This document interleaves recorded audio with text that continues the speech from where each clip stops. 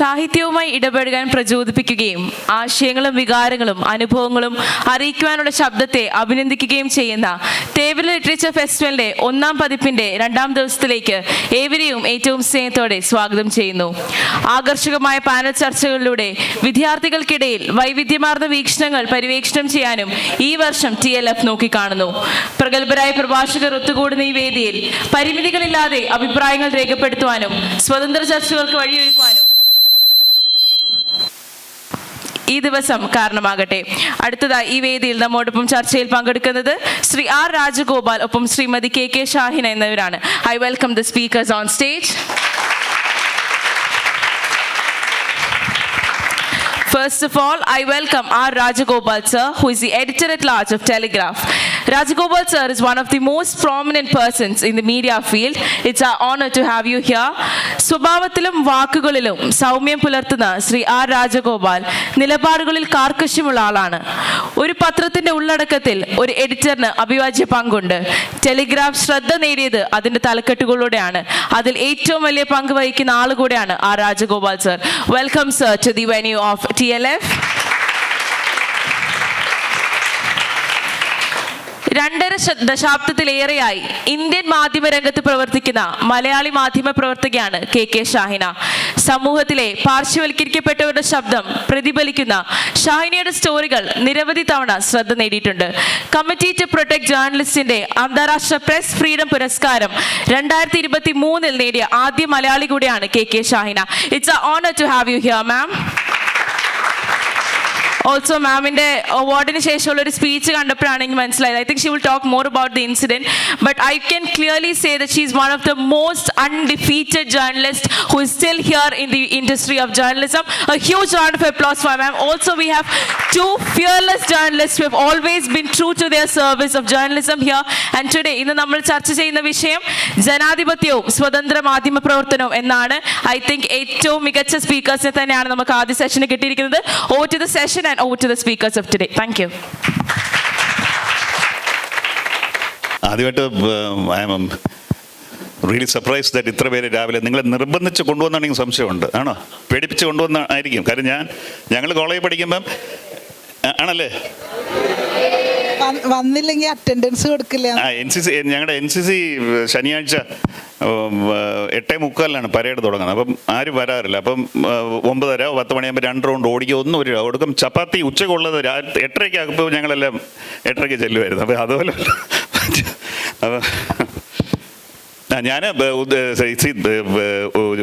ഞാൻ ഉദ്ദേശിച്ചത് നിങ്ങൾ എന്തായാലും വോളണ്ടറി ആയിട്ട് വന്ന സ്ഥിതിക്ക് അത് പ്രൂവ് ചെയ്യേണ്ട കാര്യം നിങ്ങൾ ചോദ്യങ്ങളും ചോദിക്കുക എന്നുള്ളതാണ്. കാര്യം ഞാനിരുന്ന് ഇങ്ങനെ സംസാരിച്ച് നിങ്ങളെ ബോറടിപ്പിക്കുക. അപ്പം നിങ്ങളിൽ പലരും ജേർണലിസ്റ്റും സ്റ്റുഡൻസ് ആണെങ്കിൽ possibly when you join the profession നിങ്ങൾക്ക് ഏകദേശം 32,000 നിങ്ങളുടെ ഒരു കരിയർ ഇപ്പോൾ ഒരു 30 years ലാസ്റ്റ് ചെയ്യണമെങ്കിൽ ഏകദേശം 32,000 സ്പീച്ചസ് നിങ്ങൾക്ക് കവർ ചെയ്യേണ്ടി വരും. റിപ്പോർട്ടറാണെങ്കിൽ അല്ലെങ്കിൽ ഡെസ്കിൽ എഡിറ്റ് ചെയ്യേണ്ടി വരും. എന്ന് പറഞ്ഞാൽ ഭയങ്കര ഭീകരമായ ടോർച്ചറാണ് കേട്ടോ. അപ്പോൾ അങ്ങനെ ഒരു സംഭവത്തിൻ്റെ കൂടെ ഞാനൊരു ഒന്നും കൂടെ ആഡ് ചെയ്ത് നിങ്ങളെ ബുദ്ധിമുട്ടിക്കുന്നതിനെക്കാട്ടി നിങ്ങൾ എന്തെങ്കിലും ചോദ്യങ്ങൾ ചോദിക്കാറ്. Subject it's a very very wide expanse. അത് എവിടെ തുടങ്ങണം എവിടെ തീരും എന്നൊക്കെ അതുകൊണ്ട് സ്പെസിഫിക് ആയിട്ട് ചോദ്യങ്ങൾ ചോദിച്ചാൽ സംസാരിക്കാൻ എനിക്ക് എളുപ്പമായിരിക്കും എന്ന് തോന്നുന്നു. ഷാഹിന പറയാം. എല്ലാവർക്കും നമസ്കാരം. പിന്നെ രാജഗോപാൽ പറഞ്ഞ പോലെ ഇത്രയും പേരെ കണ്ടപ്പോൾ വലിയ സന്തോഷം. രാവിലെ ഞാൻ രാജഗോപാലിനോട് പറയായിരുന്നു ഞാനാണെങ്കിൽ വീട്ടിൽ കിടന്ന് ഉറങ്ങുമായിരിക്കും, വരുന്നുണ്ടാവില്ല എന്നുള്ളത്. അപ്പോൾ എന്തായാലും നിങ്ങൾ ഇത്രയും പേരെ കണ്ടതിൽ വളരെ സന്തോഷം. സാറ് പറഞ്ഞ പോലെ ഇതൊരു നമുക്ക് പരസ്പരം സംസാരിക്കാനുള്ളൊരു വേദിയായിട്ട് തന്നെയാണ് ഞാനും ഇതിനെ കാണുന്നത്. അതിനു മുമ്പ് ആമുഖമായിട്ട് ചുരുക്കി ചില കാര്യങ്ങൾ പറഞ്ഞിട്ട് പോവാം എന്ന് വിചാരിക്കുന്നു. എനിക്ക് തോന്നുന്നു ഇപ്പം നമ്മുടെ വിഷയത്തെക്കുറിച്ചിട്ട് ഒന്ന് പരാമർശിച്ച് പോകാം. ജനാധിപത്യവും സ്വതന്ത്ര മാധ്യമ പ്രവർത്തനവും എന്നുള്ളതാണ് നമ്മുടെ വിഷയം. ഇതൊരു ഓക്സിമോറോണായിട്ട് മാറി എന്ന് വേണമെങ്കിൽ പറയാവുന്നൊരു സാഹചര്യം ഉണ്ടെന്ന് തോന്നുന്നില്ല, ഇത് രണ്ടും കൂടി ചേർത്ത് പറയുന്നത്. അപ്പോൾ എനിക്ക് രാജഗോപാലിനെ എപ്പോഴെങ്കിലും കാണുമ്പോൾ സംസാരിക്കണമെന്നും വിശദമായിട്ട് സംസാരിക്കണം എന്നൊക്കെ വിചാരിച്ചിട്ടുള്ള ഒരു കാര്യത്തിൽ നിന്ന് തുടങ്ങാമെന്ന് വിചാരിക്കുന്നു. നിങ്ങളെല്ലാവരും ജേർണലിസം സ്റ്റുഡൻസ് ആണോ? ഓക്കെ. ജേർണലിസം സ്റ്റുഡൻസ് എന്ന നിലയ്ക്ക് എനിക്ക് നിങ്ങളോട് പറയാനുള്ളൊരു കാര്യം, ജേർണലിസത്തെക്കുറിച്ചുള്ള നമ്മുടെ കുറച്ച് പഴയ ക്ലാസിക്കലായിട്ടുള്ള ധാരണകൾ, ഇപ്പോൾ നിങ്ങളെ പഠിപ്പിക്കുന്നത് എന്താണെന്നുള്ളത് നമുക്കറിയില്ല, നിങ്ങളുടെ ഒരു മൊഡ്യൂളൊക്കെ എന്താണെന്ന് എനിക്കറിയില്ല. ജേർണലിസ്റ്റെ കുറിച്ചുള്ള ഇപ്പോൾ ഒബ്ജക്റ്റിവിറ്റി, ജേർണലിസ്റ്റുകൾ ഒബ്ജക്റ്റീവ് ആയിരിക്കണം, ഇങ്ങനെ പല കാര്യങ്ങളെക്കുറിച്ചുള്ള വളരെ ക്ലാസിക്കലായ ധാരണകൾ, അല്ലെങ്കിൽ മാധ്യമപ്രവർത്തനം എന്ന് പറയുമ്പോൾ നമ്മുടെ മുന്നിൽ തെളിയുന്ന കുറച്ച് മാധ്യമങ്ങൾ, അതായത് ഇപ്പോൾ ദ ഹിന്ദു അല്ലെങ്കിൽ ഇന്ത്യൻ എക്സ്പ്രസ്, NDTV, ഇങ്ങനെയൊക്കെയുള്ള മുഖ്യധാര മാധ്യമങ്ങളാണോ നമ്മുടെ മനസ്സിലേക്ക് വരുന്നത്? ഇങ്ങനെ കുറച്ച് കാര്യങ്ങളെക്കുറിച്ച് നമ്മൾ ആലോചിക്കണം എന്ന് എനിക്ക് തോന്നുന്നു. എൻ്റെ ഇപ്പോൾ ഞാൻ ജോലി ചെയ്യുന്നത് ഈ പറയുന്ന ഈ സോക്കോൾഡ് മുഖ്യധാരയിൽ തന്നെയാണ്. ഞാൻ ഔട്ട്ലുക്കിലാണ് വർക്ക് ചെയ്യുന്നത്. ഔട്ട്ലുക്കിൻ്റെ സീനിയർ എഡിറ്ററാണ്. എല്ലാ കാലത്തും ഈ പറയുന്ന മുഖ്യധാരയിൽ തന്നെ വർക്ക് ചെയ്തിട്ടുള്ള ഒരാളാണ്. ഇവിടെ ഇപ്പോൾ രാജഗോപാലും അങ്ങനെ തന്നെയാണ്. ടെലഗ്രാഫ് ഏറെ കാലം ടെലഗ്രാഫിൻ്റെ എഡിറ്ററായിരുന്നു. ഇപ്പോൾ എഡിറ്റർ അറ്റ് ലാർജാണ്. ഈ സത്യം പറഞ്ഞാൽ ഈ രാജഗോപാൽ ഈ എഡിറ്റർ അറ്റ് ലാർജ് എന്ന് പറഞ്ഞാൽ എല്ലാ ദിവസവും 2 ലാർജ് അടിക്കുന്ന എഡിറ്റർ എന്നാണോ, അതോ ഇവരിങ്ങനെ ദൂരെ നിർത്തുന്ന എഡിറ്റർ എന്നാണോ, എന്താണ്? ഞാൻ പറയുന്നതിൽ ചില പരിമിതികളുണ്ട്. കാരണം ഞാനിപ്പോഴും ഇവിടുത്തെ തൊഴിലാളിയാണ്, ജീവനക്കാരനാണ്. ശരിക്ക് നിങ്ങളതിന് വെളിയിൽ പോയി പറയരുത്. ഇതിൻ്റെ ശരിയായുള്ള ഇംഗ്ലീഷ് വാക്ക് കിക്ഡ് അപ്സ്റ്റേഴ്സ് എന്ന് നിങ്ങൾക്ക് അറിയാമല്ലോ. ഒരാൾ പ്രശ്നം ഉണ്ടാക്കുമ്പോൾ അവനെ ചവിട്ടി പൊക്കുക എന്ന് പറയുന്ന രീതിയിൽ. അപ്പോൾ എൻ്റെ മാനേജ്മെൻറ്റ് 3 മാസം മുമ്പ്, അതായത് സെപ്റ്റംബർ 30 ഞാൻ കേരളത്തിലായിരുന്നു. അപ്പോൾ വിളിപ്പിച്ചിട്ട് പറഞ്ഞു, ഇങ്ങനെ നിങ്ങളുടെ ജേർണലിസം ഞങ്ങളുടെ വായനക്കാർക്ക് വളരെ ബുദ്ധിമുട്ടുണ്ടാക്കുന്നു, അവർക്ക് വളരെ അപ്രിയമായാണ് നിങ്ങളുടെ ജേർണലിസം. ഇങ്ങനെ ഒരു സംഭവം പറയുമ്പോൾ സാധാരണഗതിയിൽ ഇന്ത്യയിൽ ഉണ്ടായിട്ടുള്ള സംഭവങ്ങൾ പല പ്രമുഖ പത്രങ്ങളിലും അവർ പറയുന്നത് ഇങ്ങനെ രാഷ്ട്രീയ ഇടപെടലുണ്ടായി, അല്ലെങ്കിൽ പ്രധാനമന്ത്രി വിളിച്ചു പറഞ്ഞു, അല്ലെങ്കിൽ പ്രധാനമന്ത്രിയുടെ ഏതെങ്കിലും കിങ്കരന്മാർ വിളിച്ചു പറഞ്ഞു, അപ്പം എഡിറ്ററെ മാറ്റി എന്നുള്ള കഥകളുണ്ടായിട്ടുണ്ട്. ഇങ്ങനെ ഒരു സംഭവം, അതായത് വായനക്കാർക്ക് ഇഷ്ടമില്ലാത്ത കാരണം ഒരു എഡിറ്ററെ മാറ്റുക എന്നുള്ളത്, അതങ്ങനെ പറയുമ്പോൾ നമുക്ക് തിരിച്ചൊന്നും പറയാൻ പറ്റില്ല. മറ്റേത് നമുക്ക് പറയാം, ഞാൻ ഒരു രക്തസാക്ഷി, അപ്പോൾ എനിക്ക് രക്തസാക്ഷിയാണെന്ന് പോലും പറയാൻ പറ്റില്ല. വായനക്കാർക്ക് അപ്പം നമ്മുടെ മെയിൻ കസ്റ്റമേഴ്സ് അല്ലെങ്കിൽ ക്ലയൻസ് എന്ന് പറഞ്ഞ റീഡേഴ്സാണ്. അപ്പോൾ അവർക്ക് താല്പര്യമില്ലെങ്കിൽ പിന്നെ ഒരു എഡിറ്ററിന് റോളില്ല എന്ന് ഒരു ന്യൂസ് പേപ്പർ പറയുമ്പോൾ നമുക്കൊന്നും പറയാൻ പറ്റില്ല. പക്ഷേ അതിന് പിന്നെ വേറൊരു ചോദ്യം വരുന്നത്, ഇപ്പം നമുക്ക് പ്രശ്നം ഉണ്ടാക്കുകയാണെങ്കിൽ നമുക്ക് ചോദിക്കാം, അതിന് what is empirical data for that, അതിന് എന്തെങ്കിലും സർവേയോ ഡേറ്റോ. അപ്പം പക്ഷേ ഇങ്ങനെയൊന്നും ചോദിച്ചിട്ട് കാര്യമില്ല. കാര്യം ഏത് സർവേയും നമുക്കിപ്പോൾ നരേന്ദ്രമോദിക്ക് 450 സീറ്റ് വേണമെങ്കിൽ അങ്ങനെ ഒരു സർവേ ഉണ്ടാക്കാം, അല്ല 100 സീറ്റേ കിട്ടുള്ളൂ എന്ന് വേണമെങ്കിൽ സർവേ ഉണ്ട്. അപ്പോൾ സർവേ നമുക്ക് ഇതൊന്നും പറയാൻ പറ്റില്ല. അപ്പോൾ ഇങ്ങനത്തെ അതൊരു പ്രത്യേക നമ്മുടെ ഇന്ത്യൻ പല മെയിൻ സ്ട്രീം നമ്മൾ പറയുന്ന മീഡിയ ഓർഗനൈസേഷൻ്റെ മൂലധനത്തിൻ്റെയും ഓണർഷിപ്പിൻ്റെയും ഒരു പ്രശ്നമാണ്. കാര്യം ടോട്ടൽ കൺട്രോൾ അവരുടെ കയ്യിലാണ്. പക്ഷേ ആ ടോട്ടൽ കൺട്രോളിനകത്ത് നിന്ന് ചില കാര്യങ്ങൾ ചെയ്തപ്പോൾ എനിക്കിപ്പോൾ ന്യൂസ് റൂമിൽ റോളൊന്നുമില്ല.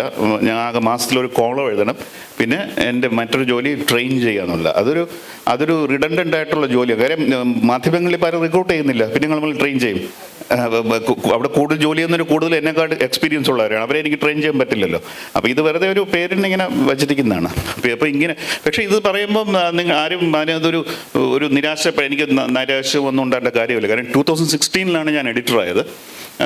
2016 തൊട്ട് ഞാൻ 7 ഇയേഴ്സ് കണ്ടിന്യൂസ് ആയിട്ട് എഡിറ്ററായിരുന്നു. അപ്പോൾ അതൊരു വലിയ ഭാഗ്യമാണ്. ഇന്ത്യയിൽ ഇന്നത്തെ സിറ്റുവേഷനിൽ ഇതുപോലൊരു ഗവൺമെൻറ് ഭരിക്കുമ്പോൾ 7 വർഷം നമുക്ക് ഇഷ്ടം പോലെ തോന്നിയ പോലെ കാര്യങ്ങൾ ചെയ്യാൻ പറ്റി എന്നുള്ളത് വലിയൊരു കാര്യമാണ്. അപ്പോൾ അങ്ങനെയുള്ളൂ.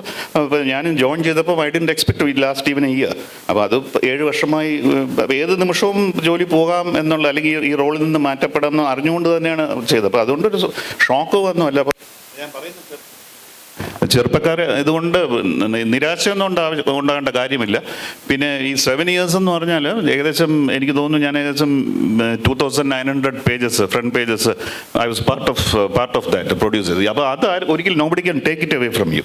അപ്പം അതുകൊണ്ട് നമ്മൾ ഇത് കാര്യം ചെറുപ്പക്കാർ പലവരും ഇങ്ങനെയൊക്കെ ആണെങ്കിൽ പിന്നെ നമ്മൾ പ്രൊഫഷണൽ ജോലി ചെയ്യുന്നുണ്ട്. അപ്പോൾ അങ്ങനെയല്ല, അത് ഒരു പത്രത്തിൻ്റെ എഡിറ്റർ ആവുക എന്നുള്ള still it's an honourable, it's a privilege, it's an honour to become an editor of a paper. Editor ആവുമെന്ന് പറഞ്ഞാൽ നമ്മൾ വിചാരിക്കുന്ന വളരെ ഇമ്മൻസ് പവേഴ്സ് ഉള്ളൊരു റോളാണ്. കാര്യം ആ ഒരു person is the last authority. അത് നമുക്ക് ഒരിക്കലും വിചാരിക്കാത്ത തരത്തിലുള്ള മറ്റൊരു വീട്ടിൽ എൻ്റെ ഭാര്യയും കുഞ്ഞുങ്ങളും എന്നെ ബഹുമാനിക്കാറില്ല. പക്ഷേ എൻ്റെ ന്യൂസ് റൂമിൽ ഞാൻ പറഞ്ഞ that is the last word. Nobody ഒരു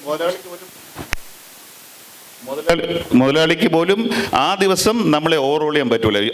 editor is the last word. അപ്പോൾ അങ്ങനെയൊക്കെയുള്ള ഇതുകൊണ്ട് അപ്പം ഇത് കേട്ട് what I'm trying to say is that നിങ്ങളാരും don't pull yourself back from joining the profession. It is still a great profession എന്നുള്ളത്. എനിക്ക് അതിനോട് കൂട്ടിച്ചേർത്ത് പറയാൻ തോന്നുന്നൊരു കാര്യം, ഇപ്പോൾ രാജഗോപാൽ ഇപ്പോൾ പറഞ്ഞു ട്രെയിൻ ചെയ്യുക എന്നുള്ളതാണ്. പക്ഷേ ട്രെയിൻ ചെയ്യാനായിട്ട് ഇപ്പോൾ അങ്ങനെ പുതിയ റിക്രൂട്ട്സ് വരുന്നത് വളരെ കുറവാണ് എന്നുള്ളത്. അതിനോട് കൂട്ടിച്ചേർത്ത് എനിക്ക് പറയാൻ തോന്നുന്നത് സെൽഫ് റിഫ്ലെക്സീവായിട്ട് സംസാരിക്കുന്നവരും മാധ്യമ മേഖലയിൽ കുറവ് തന്നെയാണ് കേട്ടോ. അപ്പോൾ റിഫ്ലെക്സീവായിട്ട് ഇതിനെ നോക്കിക്കാണുകയാണെങ്കിൽ എൻ്റെ ഒരു തോന്നൽ, ഇപ്പോൾ രാജഗോപാൽ പറഞ്ഞ പോലെ നിങ്ങൾക്ക് നിരാശപ്പെടേണ്ട കാര്യമില്ല. കാരണം നിങ്ങളുടെ മുന്നിൽ വലിയ സാധ്യതകൾ തന്നെയാണുള്ളത്. പ്രൊവൈഡഡ് ജേർണലിസം വളരെ ചലഞ്ചിങ് ആയിട്ടുള്ളൊരു കരിയറാണ്. വളരെ എന്താ പറയുക, റിസ്കുകൾ എടുക്കാൻ താല്പര്യമുള്ളവർക്ക് വലിയ തോതിൽ എന്താ പറയുക മുന്നോട്ട് പോകാൻ പറ്റുന്നൊരു കരിയർ തന്നെയാണ്. അപ്പം ഈ പറഞ്ഞ പോലെ ഇപ്പോൾ പുതിയ ആളുകൾ വരുന്നതും ഒക്കെ കുറവാണെന്ന് പറയുമ്പോൾ നമ്മൾ അതിനോട് കൂട്ടിച്ചേർത്ത് കാണേണ്ട ഒരു കാര്യം, എൻ്റെ ഒരു തോന്നൽ കഴിഞ്ഞൊരു 10 വർഷത്തിനിടെ ഇന്ത്യയെ പിടിച്ചു കുലുക്കിയ വളരെ ഗ്രൗണ്ട് ബ്രേക്കിംഗ് ആയ വാർത്തകൾ എടുത്തു നോക്കിയാൽ അത് ഏതാണ്ട് എല്ലാ വാർത്തകളും പുറത്തു കൊണ്ടുവന്നിട്ടുള്ളത് ഇവിടുത്തെ മുഖ്യധാരാ മാധ്യമങ്ങളല്ല, മറിച്ച് ഇവിടുത്തെ പുതിയ നവമാധ്യമങ്ങൾ എന്ന് നമ്മൾ പറയുന്ന പുതിയ ഡിജിറ്റൽ മാധ്യമങ്ങളും സ്വതന്ത്ര മാധ്യമ പ്രവർത്തകരുമാണ് എന്ന ഒരു ഷിഫ്റ്റ് ഇന്ത്യയിൽ സംഭവിച്ചിട്ടുണ്ട് എന്നാണ് എനിക്ക് തോന്നുന്നത്. ഇപ്പം ജസ്റ്റിസ് ലോയയുടെ മരണം എടുത്തു നോക്കിയാൽ അതുമുതലുള്ള പല വാർത്തകളും, ഇപ്പോൾ ടെലഗ്രാഫ് പോലൊരു പത്രം പലപ്പോഴും തലക്കെട്ടുകളിലൂടെയും തലക്കെട്ടുകൾ ഉയർത്തിപ്പിടിക്കുന്ന വളരെ കൃത്യമായിട്ടുള്ള ഒരു പൊളിറ്റിക്കൽ നിലപാടിലൂടെയും ഒക്കെ നല്ല ധൈര്യം വേണം അത് ചെയ്യാനായിട്ട്, ശരിക്കും നല്ല ധൈര്യം വേണം. അത് അത്തരത്തിൽ ചെയ്തിട്ടുള്ള ഒരു പത്രം എന്ന് നമ്മുടെ മെമ്മറിയിലുള്ളത് ടെലഗ്രാഫ് മാത്രമാണ്, ഒരു മുഖ്യധാരാ പത്രം. നമ്മളന്ന് തിരിഞ്ഞു നോക്കി ആലോചിച്ചാൽ ഇപ്പോൾ ടൈംസ് ഓഫ് ഇന്ത്യയൊക്കെ പോലുള്ള പത്രം എന്നാണ് അവസാനമായിട്ട് അത്തരത്തിലുള്ള ഒരു ഗ്രൗണ്ട് ബ്രേക്കിംഗ് സ്റ്റോറി കൊണ്ടുവന്നത്? അത് ആദർശ് കുംഭകോണമായിരുന്നു എന്നാണ് എൻ്റെ ഓർമ്മ. ആദർശ് കുംഭകോണവും അതുപോലെ കോമൺവെൽത്ത് സ്കാമും ഒക്കെ ആയിരുന്നു എന്നാണ് എൻ്റെ ഒരു ഓർമ്മ. അതിനുശേഷം പിന്നീട് അത്തരത്തിലുള്ള ഒരു ഗ്രൗണ്ട് ബ്രേക്കിംഗ് എന്ന് പറയാവുന്ന വാർത്തകൾ ഇന്ത്യയിലെ മുഖ്യധാരാ മാധ്യമങ്ങളിൽ വന്നിട്ടേ ഇല്ല എന്നുള്ളത്. അത് മുഖ്യധാരാ മാധ്യമങ്ങൾക്ക് അതിനുള്ള കപ്പാസിറ്റി ഇല്ലാഞ്ഞിട്ടല്ല. ഇപ്പോൾ ജസ്റ്റിസ് ലോയയുടെ മരണം പോലും അത് യഥാർത്ഥത്തിൽ ഇന്ത്യ ടുഡേയിൽ ജോലി ചെയ്തുകൊണ്ടിരുന്ന ഒരു ജേർണലിസ്റ്റാണ് ആ വാർത്ത ചെയ്തത്. അദ്ദേഹം അത് ഇന്ത്യ ടുഡേയിൽ പ്രസിദ്ധീകരിക്കപ്പെടില്ല എന്ന് ഉറപ്പായപ്പോഴാണ് അദ്ദേഹം അതുമായി കാരവണ്ണെ സമീപിക്കുന്നതും ആ റിസ്ക് കാരവൺ ഏറ്റെടുക്കുന്നതും. അദ്ദേഹം ആ ഒരു സ്റ്റോറിയോടുകൂടി ഇന്ത്യ ടുഡേ വിടേണ്ട ഒരു സാഹചര്യമാണ് ഉണ്ടായത്.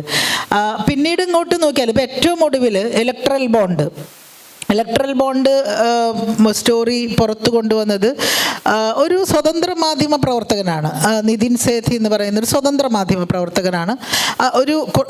ഒരുപാട് സ്വതന്ത്ര മാധ്യമ പ്രവർത്തകരുടെ പലതരത്തിലുള്ള കളക്റ്റീവുകൾ ഇപ്പോൾ ഇവിടെയുണ്ട്. ഇപ്പോൾ റിപ്പോർട്ടേഴ്സ് കളക്റ്റീവ് എന്ന് പറയുന്ന ഒരു കളക്റ്റീവ് ഉണ്ട്. ഇങ്ങനെ പലരും ഒരുമിച്ച് നിൽക്കുകയും അങ്ങനെ ഒരുമിച്ച് ചേർന്ന് ഫണ്ട് മൊബിലൈസ് ചെയ്യുകയും ഒക്കെ ചെയ്തുകൊണ്ട് വളരെ ഡയറിങ് ആയിട്ടുള്ള ജേർണലിസം ഇന്ത്യയിൽ നടക്കുന്നുണ്ട്. ഞാൻ പറഞ്ഞു വന്നത്, നമ്മളിപ്പോൾ ജേർണലിസം സ്റ്റുഡൻസ് എന്ന നിലയ്ക്ക് നിങ്ങൾ ഒരു കോഴ്സ് കഴിഞ്ഞ് കഴിഞ്ഞാൽ നിങ്ങൾ എന്താണ് ഉദ്ദേശിക്കുന്നത് എന്നുള്ളതിനകത്ത് നിങ്ങൾക്കൊരു ആത്മപരിശോധന ആവശ്യമുണ്ട് എന്നാണ് എനിക്ക് തോന്നുന്നത്. ഒരു പക്ഷേ എല്ലാവർക്കും ഒരു തുടക്കം എപ്പോഴും മുഖ്യധാരാ മാധ്യമങ്ങളിൽ നിന്ന് കിട്ടുന്ന ഒരു ട്രെയിനിങ്, അതൊരു ഫീൽഡ് റിപ്പോർട്ടർ എന്ന നിലക്കായിക്കോട്ടെ, ഡെസ്കിൽ ജോലി ചെയ്യുന്ന ഒരു ട്രെയിനിങ്, ഇതൊക്കെ തന്നെ ഒരു മെയിൻ സ്ട്രീം മീഡിയയിൽ നിന്ന് കിട്ടുന്ന ട്രെയിനിങ് എന്ന് പറയുന്നത് നമുക്ക് വളരെ വേണ്ട ഒരു കാര്യമാണ്, വളരെ ആവശ്യമുള്ളൊരു കാര്യമാണ്. പക്ഷെ പലപ്പോഴും ഈ ട്രെയിനിങ് എന്ന് പറയുന്നത് ഒരു ഓൺ ദ ജോബ് ലേണിംഗ് ആണ്, ഒരു ട്രയൽ ആൻഡ് എററാണ്. നമ്മളവിടെ ചെല്ലുന്നു, നമ്മൾ ചെന്ന ഉടൻ നമ്മൾ ഈ പറയുന്ന ഇതിൻ്റെ ഒരു ഡെഡ് ലൈൻ സമ്മർദ്ദങ്ങളിലേക്ക് നമ്മളെ ഫിറ്റ് ഇൻ ചെയ്യുന്നു, നമ്മളവിടെ ജോലി ചെയ്ത്. എനിക്കറിയില്ല, ഇപ്പോൾ ഞാൻ ഇപ്പോൾ ഈ പറഞ്ഞ പോലെ ഒരു സീനിയർ എഡിറ്റർ എന്ന എൻ്റെ ഒരു ജോലിയുടെ ഭാഗമായി എനിക്ക് ഇപ്പം റിപ്പോർട്ടിംഗ് കൂടാതെ എനിക്ക് വരുന്നത് പലപ്പോഴും സ്ട്രിങ്ങേഴ്സിൻ്റെയൊക്കെ കോപ്പി നോക്കുക എന്നുള്ളതാണ്. നമുക്ക് മറ്റ് സംസ്ഥാനങ്ങളിലൊക്കെയുള്ള സ്ട്രിങ്ങർമാരുടെയൊക്കെ കോപ്പി നോക്കുക, അത് ലാംഗ്വേജ് എഡിറ്റ് അല്ല, അതിൻ്റെ ഒരു ഫാക്ട് ചെക്കിങ് അങ്ങനെയുള്ള കോപ്പി നോക്കുക എന്നുള്ളതൊക്കെയാണ് വരുന്ന ഒരു പണി. അതിനപ്പുറത്തേക്ക് എനിക്കറിയില്ല, പുതുതായി വരുന്ന ആളുകളെ മോട്ടിവേറ്റ് ചെയ്യാനും അവർക്ക് ട്രെയിനിങ് കൊടുക്കാനും അവർക്ക് പ്രത്യേകമായി അവരെ മെൻറ്റർ ചെയ്യാനും ഒക്കെയുള്ള ഒരു സംവിധാനമൊക്കെ ഇന്ന് മാധ്യമങ്ങളിൽ നിലനിൽക്കുന്നുണ്ടോ എന്ന് സംശയമാണ് എനിക്ക് തോന്നുന്നു. ഇപ്പോൾ ആശയുണ്ട്, നിങ്ങളുടെ അധ്യാപികയുടെ, ഞങ്ങൾ ഒരുമിച്ച് ഏഷ്യാനെറ്റ് ഏഷ്യാനെറ്റിൽ ജോലി ചെയ്തതാണ്. ഞാൻ ന്യൂസിലും ആശ പ്രോഗ്രാംസിലും ആയിരുന്നു. അപ്പം അക്കാലത്തൊക്കെയുള്ള ഒരു ഏഷ്യാനെറ്റിൽ ഞാൻ ജോലി ചെയ്ത് തുടങ്ങുന്ന കാലത്ത് ഉള്ള ഒരു സംഗതി, ഒരു വ്യത്യാസം എന്ന് പറയുന്നത് ധാരാളം ചർച്ചകൾ ന്യൂസ് ഡെസ്കിൽ നടന്നിരുന്നു. അതായത് നമ്മൾ ഓരോ വിഷയവും ചർച്ച ചെയ്തായിരുന്നു മുന്നോട്ട് പോയിരുന്നത്, തർക്കിച്ചും ചർച്ച ചെയ്തും. അവിടെ ഹൈറാർക്കിക്ക് വലിയ സ്ഥാനമൊന്നും ഉണ്ടായിരുന്നില്ല.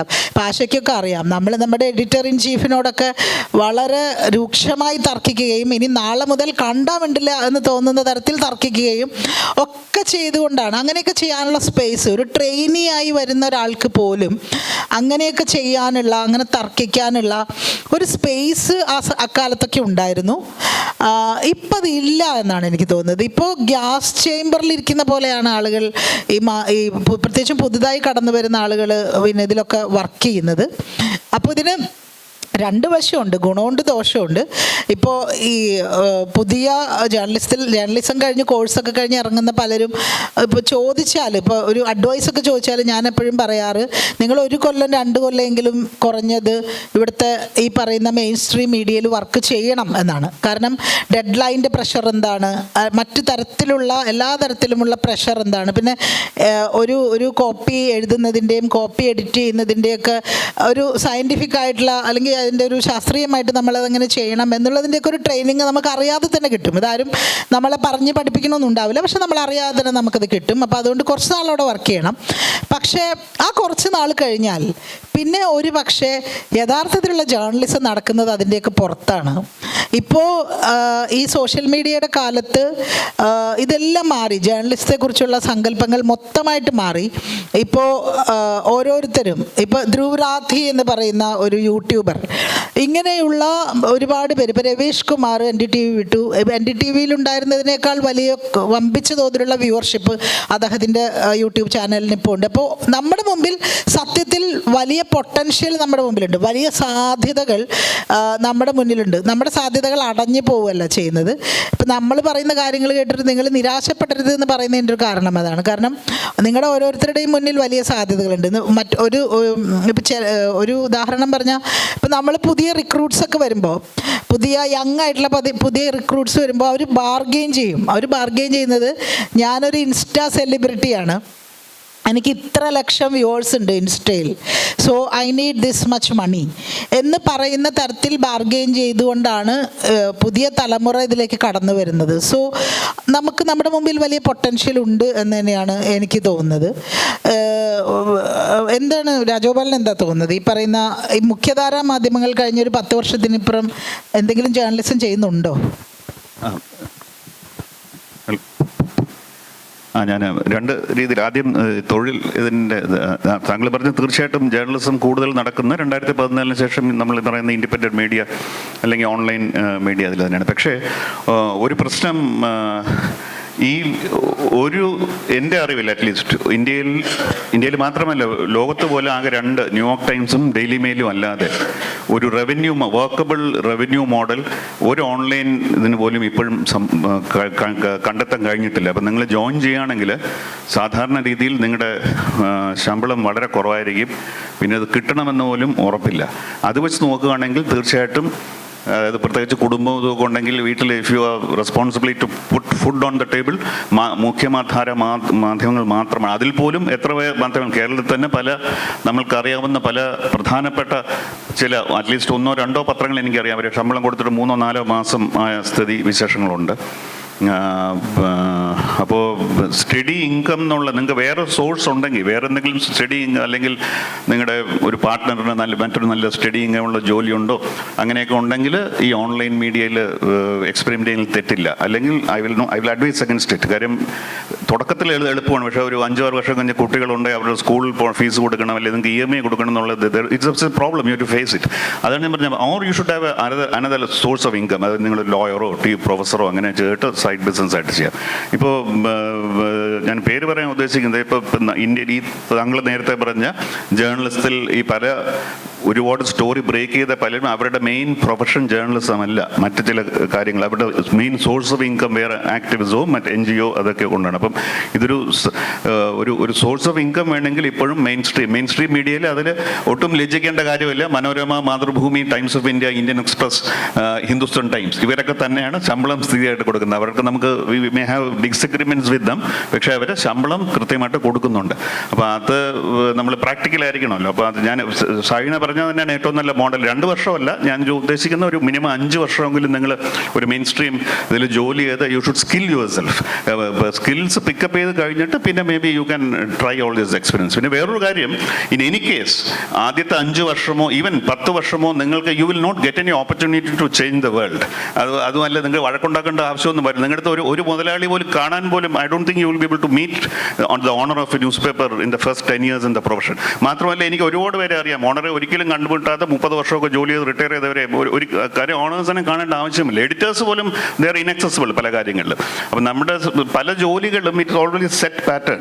ഈ സ്കിൽസ് നമ്മൾ ചില ബീറ്റ് കവർ ചെയ്യുക, ചില പ്രസ് കോൺഫറൻസ് കവർ ചെയ്യുക, അല്ലെ ഹെൽത്ത്. അപ്പോൾ ഇതിനകത്തൊന്നും പൊളിറ്റിക്സും അങ്ങനത്തെ ഭയങ്കരമായ ഇഷ്യൂസും വഴക്കുണ്ടാവുന്ന കൺഫ്രണ്ടേഷൻ ഉണ്ടാവുന്ന കാര്യങ്ങൾ വരാറില്ല. ഇതൊക്കെ വരുന്നത് ഒരു 5 വർഷം 7 വർഷം 8 വർഷമോ കഴിയുമ്പോൾ. പക്ഷെ അപ്പോഴേക്കും you have build confidence in yourself. You are absolutely confident what you are. Whether അപ്പോഴേക്കും നിങ്ങൾക്ക് മനസ്സിലാവുകയും ചെയ്യും whether you are build to be a journalist or not എന്നുള്ള മനസ്സിലാവും. അപ്പോൾ യു ക്യാൻ ടേക്ക് റിസ്ക്. അപ്പോൾ ഇങ്ങനെയുള്ള കാര്യങ്ങളെക്കുറിച്ച് നിങ്ങളിപ്പം ഇങ്ങനെ ചിന്തിച്ച് മനസ്സ് പുണ്ണാക്കേണ്ട ആവശ്യമില്ല. നിങ്ങൾ ഇപ്പം ചെയ്യേണ്ടത് സ്കിൽ ചെയ്യുക എന്നുള്ളത്. അത് വളരെ വളരെ ഇമ്പോർട്ടൻ്റ് ആയിട്ടുള്ള കാര്യമാണ്. കാര്യം കമ്മ്യൂണിക്കേഷൻ. നമ്മുടെ ഇപ്പോൾ ടെലിവിഷൻ കേരളത്തിലൊരു ടെലിവിഷൻ വാർത്ത എടുത്തു ഒരു റിപ്പോർട്ടർ.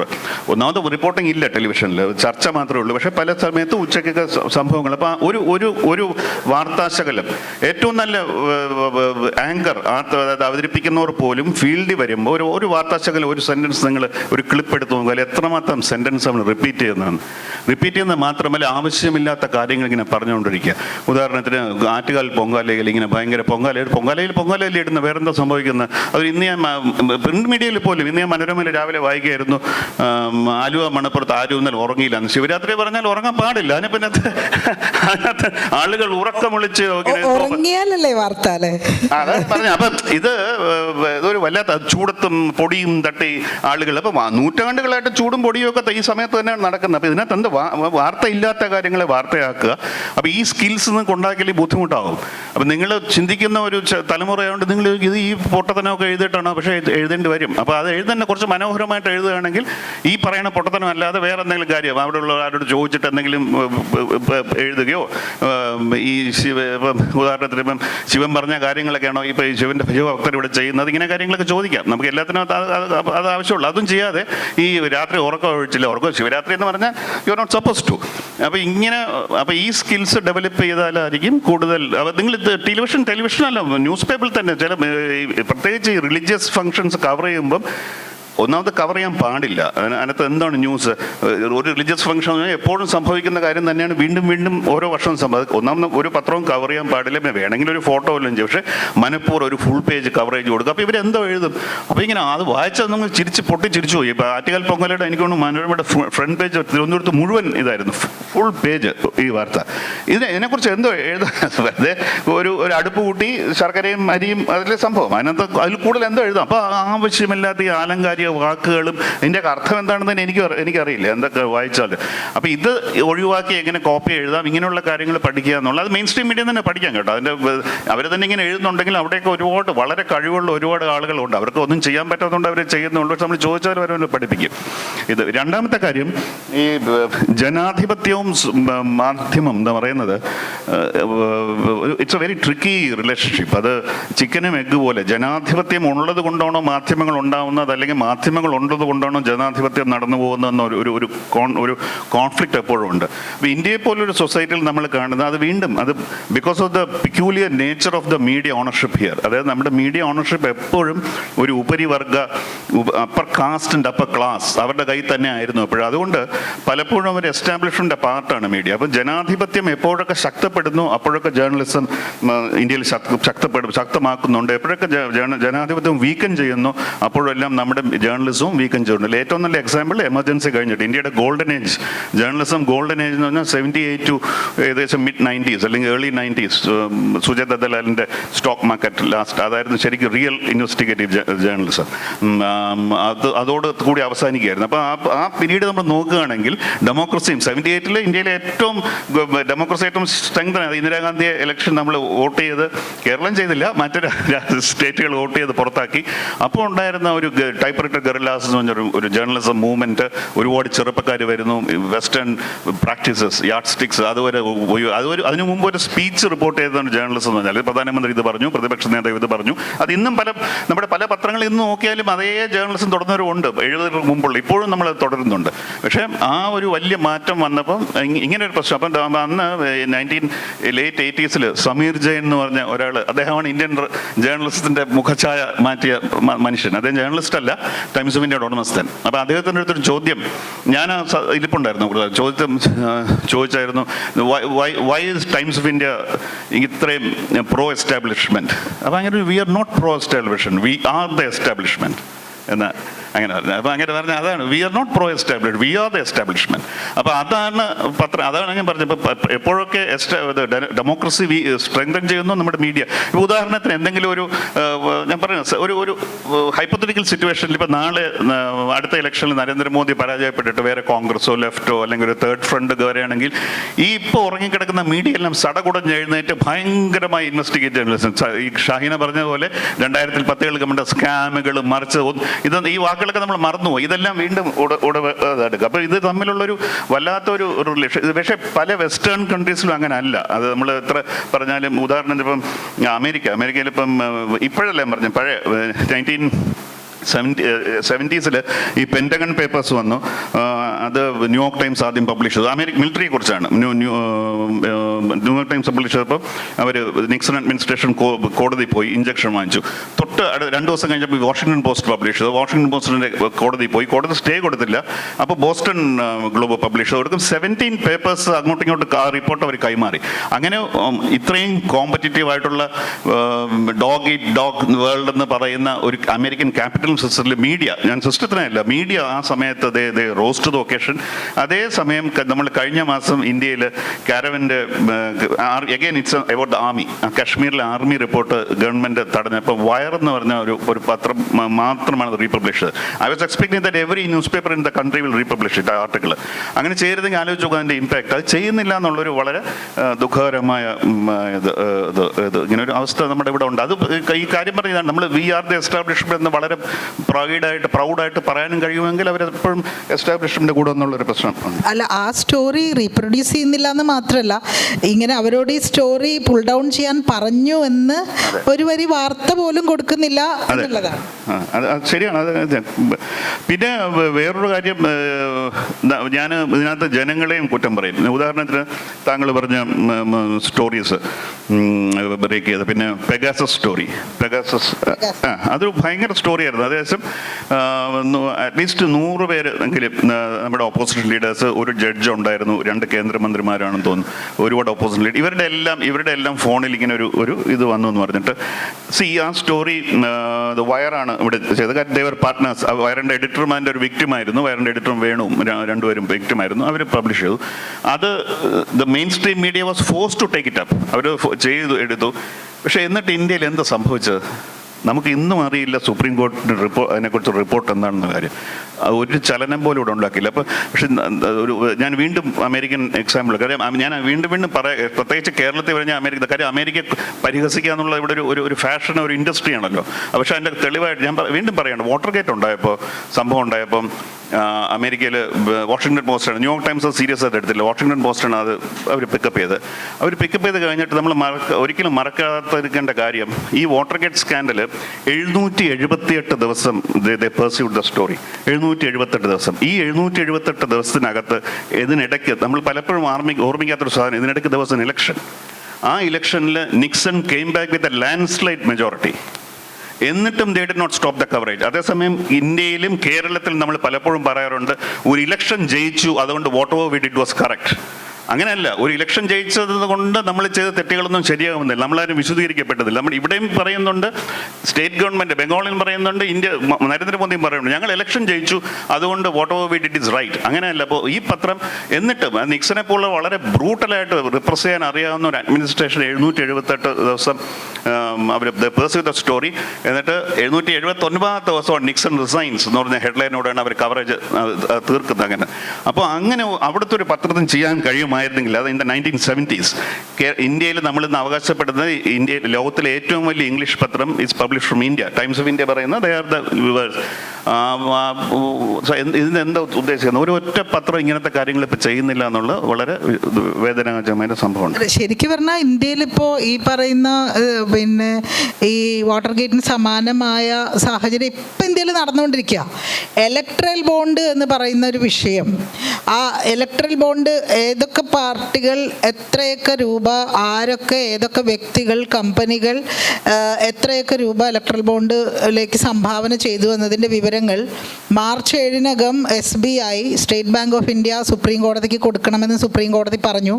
മാർച്ച് 13-നകം അത് പബ്ലിഷ് ചെയ്യണം, ജനങ്ങൾക്ക് മുമ്പാകെ വെക്കണമെന്ന് സുപ്രീം കോടതി പറഞ്ഞു.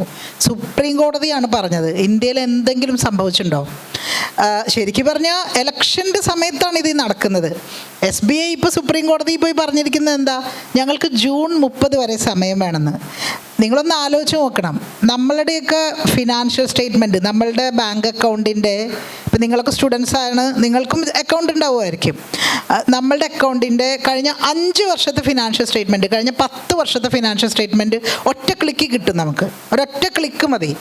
ഇത് SBI എന്ന ബാങ്കിന് ഈ പറയുന്ന ഇൻഫർമേഷൻ കമ്പൈൽ ചെയ്യാൻ 30 മിനിറ്റ്സ് പോലും വേണ്ട, വളരെ കുറച്ച് സമയം മതി. എന്നിട്ടും അവർ സുപ്രീം കോടതിയോട് പറഞ്ഞത് ഞങ്ങൾക്ക് ഇത് സബ്മിറ്റ് ചെയ്യാൻ ജൂൺ 30 വരെ സമയം വേണമെന്നാണ്. എന്താണ് ജൂൺ 30 വരെ? ഇലക്ഷൻ കഴിയും, അതുവരെ സമയം വേണമെന്നാണ്.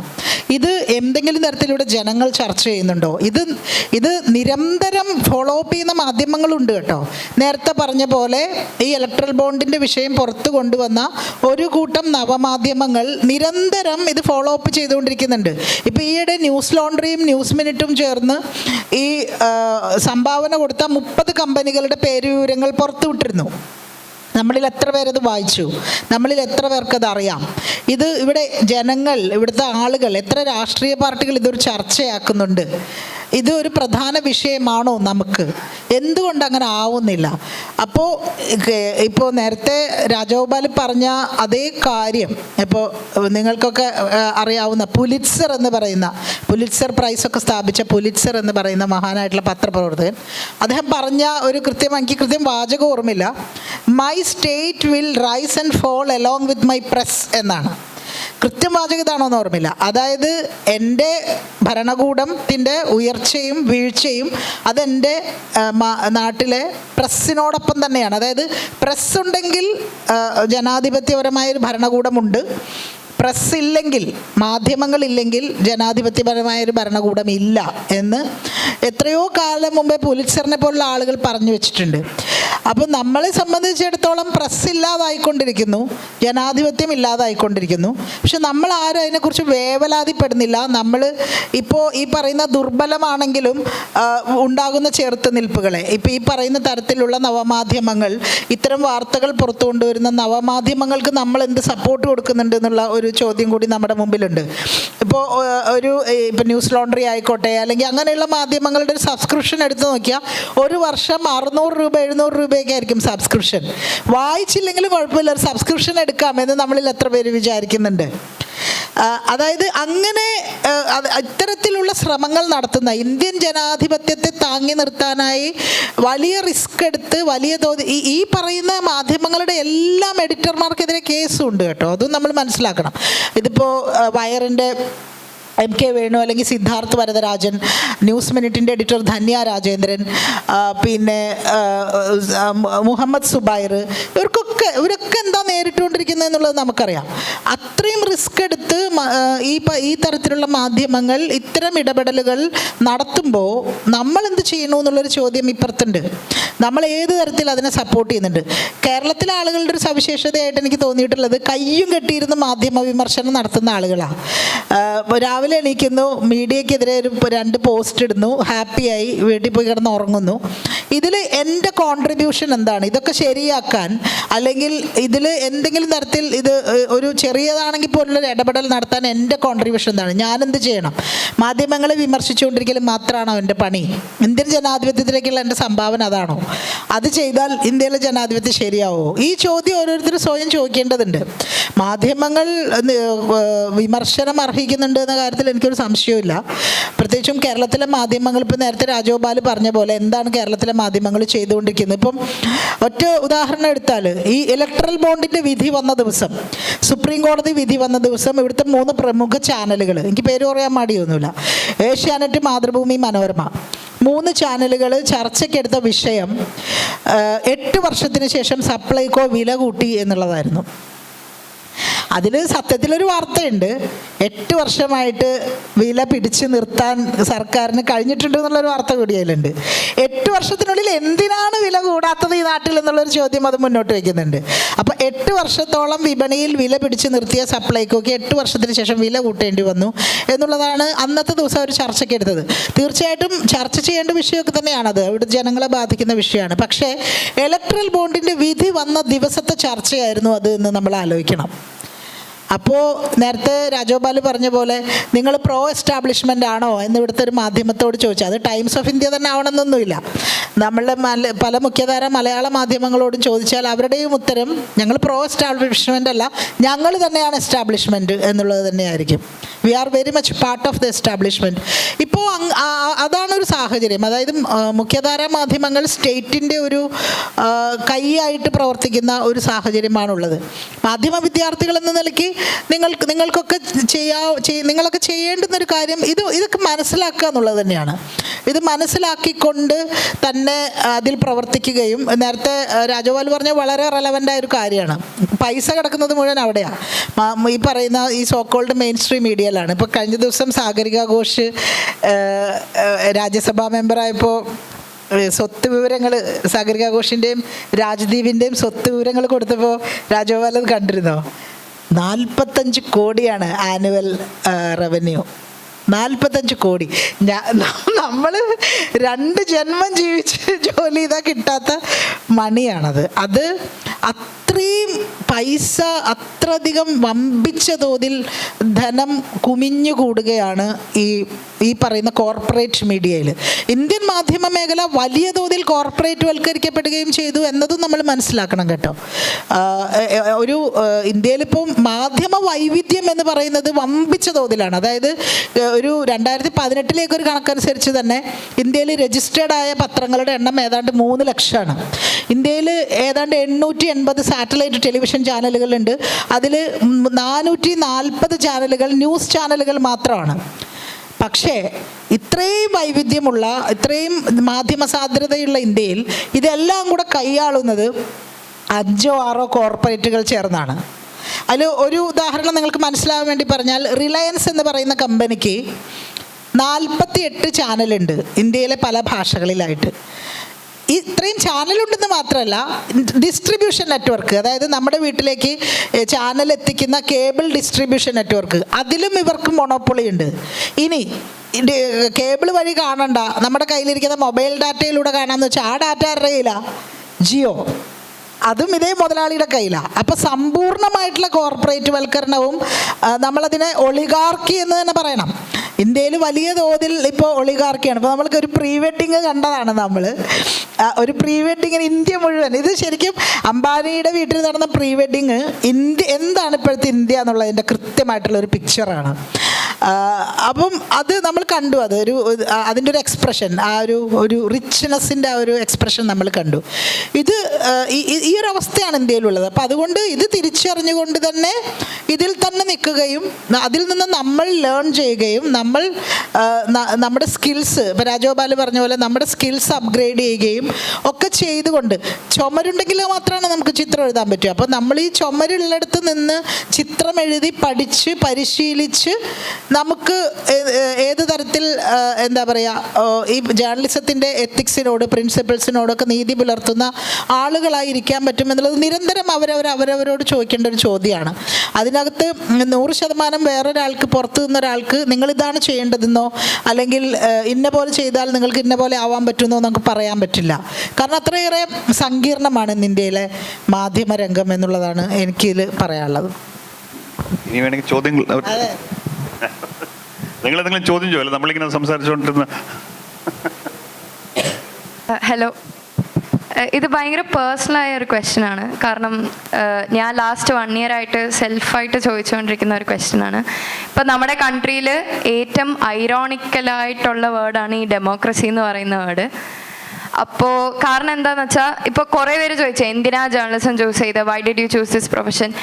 എനിക്കുള്ള സ്റ്റാൻസ്, എൻ്റെ ഐഡിയോളജി, എൻ്റെ അഗൈൻ എൻ്റെ സ്റ്റാൻഡ് എനിക്ക് ഓപ്പൺ ആയിട്ട് പറയാൻ പറ്റണം. I have to establish that, I have to take my stand towards the public. അപ്പോൾ അതുകൊണ്ട് ആ ഫിലിം മേക്കിംഗ് കോഴ്സിന് പോലും പോകാതെ ഞാൻ ഡയറക്റ്റായിട്ട് ജേർണലിസം കോഴ്സിന് വന്ന്. അപ്പോൾ ഇപ്പോൾ എൻ്റെ ഉള്ളിൽ ഉള്ള ഒരു ചോദ്യം എന്താണെന്ന് വെച്ചാൽ, ഇവിടെ ഉള്ള ഒരു സെറ്റപ്പ്, ഡെമോക്രാറ്റിക് എന്ന് സ്വയം വിളിക്കുന്ന ഒരു ഗവൺമെൻറ്റും ഒരു സിസ്റ്റമും ഉള്ള ഒരു സെറ്റപ്പിൽ ഞാൻ എൻ്റെ സ്റ്റാൻസ് ഓപ്പണായിട്ട് പറയുമ്പോൾ എന്നെ അടിച്ചമർത്താനുള്ള എല്ലാ ഓട്ടോക്രാറ്റിക് സെറ്റപ്പും ഇവിടെ ഉണ്ട്. I can loose my career, I can loose my family, എൻ്റെ പണി പോവും, ഇങ്ങനെ കുറേ സെറ്റപ്സ് ഇവിടെ ഉണ്ട്. The environment is ready. ഒരു ഓട്ടോക്രാറ്റിക് എൻവയൺമെൻറ്റ് ഇവിടെ റെഡി ആയിട്ടുണ്ട്. ഇത്രയ്ക്ക് ഓപ്പണായിട്ട് ഡെമോക്രസി എന്ന് പറയുന്ന ഒരു ഗവൺമെൻറ് ഉള്ള ഒരു കൺട്രിയിലാണ് ഈ അവസ്ഥ. അപ്പോൾ എൻ്റെ ഉള്ളിൽ 2 സൈഡാണിപ്പോൾ. ഒന്ന്, എൻ്റെ അമ്മ എപ്പോഴും പറയും, നീ ഇത്രയും വലിയ സിസ്റ്റത്തിനെ അഗെയിൻസ്റ്റ് ആയിട്ട് പറയുന്നത് ഫാൻ ഇട്ടിട്ട് തൂക്കുന്ന പോലെയാണ്, വലിയ യൂസ് ഒന്നും ഉണ്ടാകത്തില്ല എന്ന് എപ്പോഴും അമ്മ പറയും. അപ്പോൾ I can't help but think, does she have A point? എൻ്റെ സ്റ്റാൻസിനെ എനിക്ക് പറയാൻ പറ്റുമോ? പറഞ്ഞാൽ അത് ശരിക്കും will it make A difference, will it make A change I want to bring in എന്ന് ഞാൻ ഒരു സൈഡിൽ ഐ എം കൺഫ്യൂസ്ഡ്. രണ്ടാമത്തത്, ഇത്രയും ഓപ്പോസിഷനും ഇത്ര ഓട്ടോക്രസിയും ഉള്ളപ്പോൾ അല്ലേ നമ്മൾ കുറച്ചും കൂടി നമ്മുടെ ഐഡിയോളജീസിൽ സ്ട്രോങ് ആയിട്ട് നിന്ന് ഈ സിസ്റ്റത്തിനെ എതിർക്കേണ്ടത്. I should bring in people together. Doctor Ambedkar പറഞ്ഞ പോലെ എഡ്യൂക്കേറ്റ്, ഓർഗനൈസ്, എജിറ്റേറ്റ്, ആ വഴി പോകണോ. ഇങ്ങനെ ഞാൻ പറഞ്ഞപ്പോൾ കുറേ പേര് ഇത് ഇംപ്രാക്ടിക്കലാണ്, ഐഡിയലിസ്റ്റിക് ആണെന്നൊക്കെ പറഞ്ഞു. അപ്പോൾ ജെന്യുവൻലി ഒരു 20-year-old ജേർണലിസം സ്റ്റുഡൻ്റ് ആയിട്ട് ഐ എം കൺഫ്യൂസ്ഡ്, ഞാൻ എന്താ ഇപ്പോൾ ചെയ്യേണ്ടതെന്ന്. ആദ്യം തന്നെ രാജഗോപാൽ, ഒരു മിനിറ്റ്. പുള്ളിക്കാരിയുടെ അമ്മയ്ക്കൊരു വലിയ കൈയടി. ഫാനിട്ട് തൂക്കുന്ന പോലെയാണ്. ഇതുപോലൊരു ഉപമ അടുത്ത കാലത്ത് ഞാൻ കേട്ടിട്ടില്ല നമ്മുടെ ജനാധിപത്യത്തെ വിശേഷിപ്പിക്കാൻ. അല്ല, ഞാൻ താങ്കളുടെ അമ്മ പറഞ്ഞോണ്ട് യോജിക്കുന്നില്ല. താങ്കൾ പറഞ്ഞ ചോദ്യങ്ങളിൽ തന്നെ അതിനകത്തുള്ള ഉത്തരങ്ങളുണ്ട്. തീർച്ചയായിട്ടും പറയേണ്ട കാര്യങ്ങൾ പറയേണ്ട സമയത്ത് പറയേണ്ട രീതിയിൽ പറയുക എന്നുള്ളതാണ്. അതിപ്പോൾ അതിനുവേണ്ടി ഒരു ജേർണലിസ്റ്റ് ആവണമെന്നില്ല, ഒരു പൗരൻ്റെ കടമയാണ് അങ്ങനെ ചെയ്യേണ്ടത് കാര്യം. പക്ഷെ പലപ്പോഴും പറ്റുന്നത്, നമ്മൾ ജേർണലിസ്റ്റിൽ മാത്രമല്ല, നമ്മൾ ഓട്ടോക്രസി എന്ന് പറയുന്നത് നമ്മുടെ കുടുംബത്തിൽ നിന്ന് തന്നെയാണ് തുടങ്ങുന്നത്.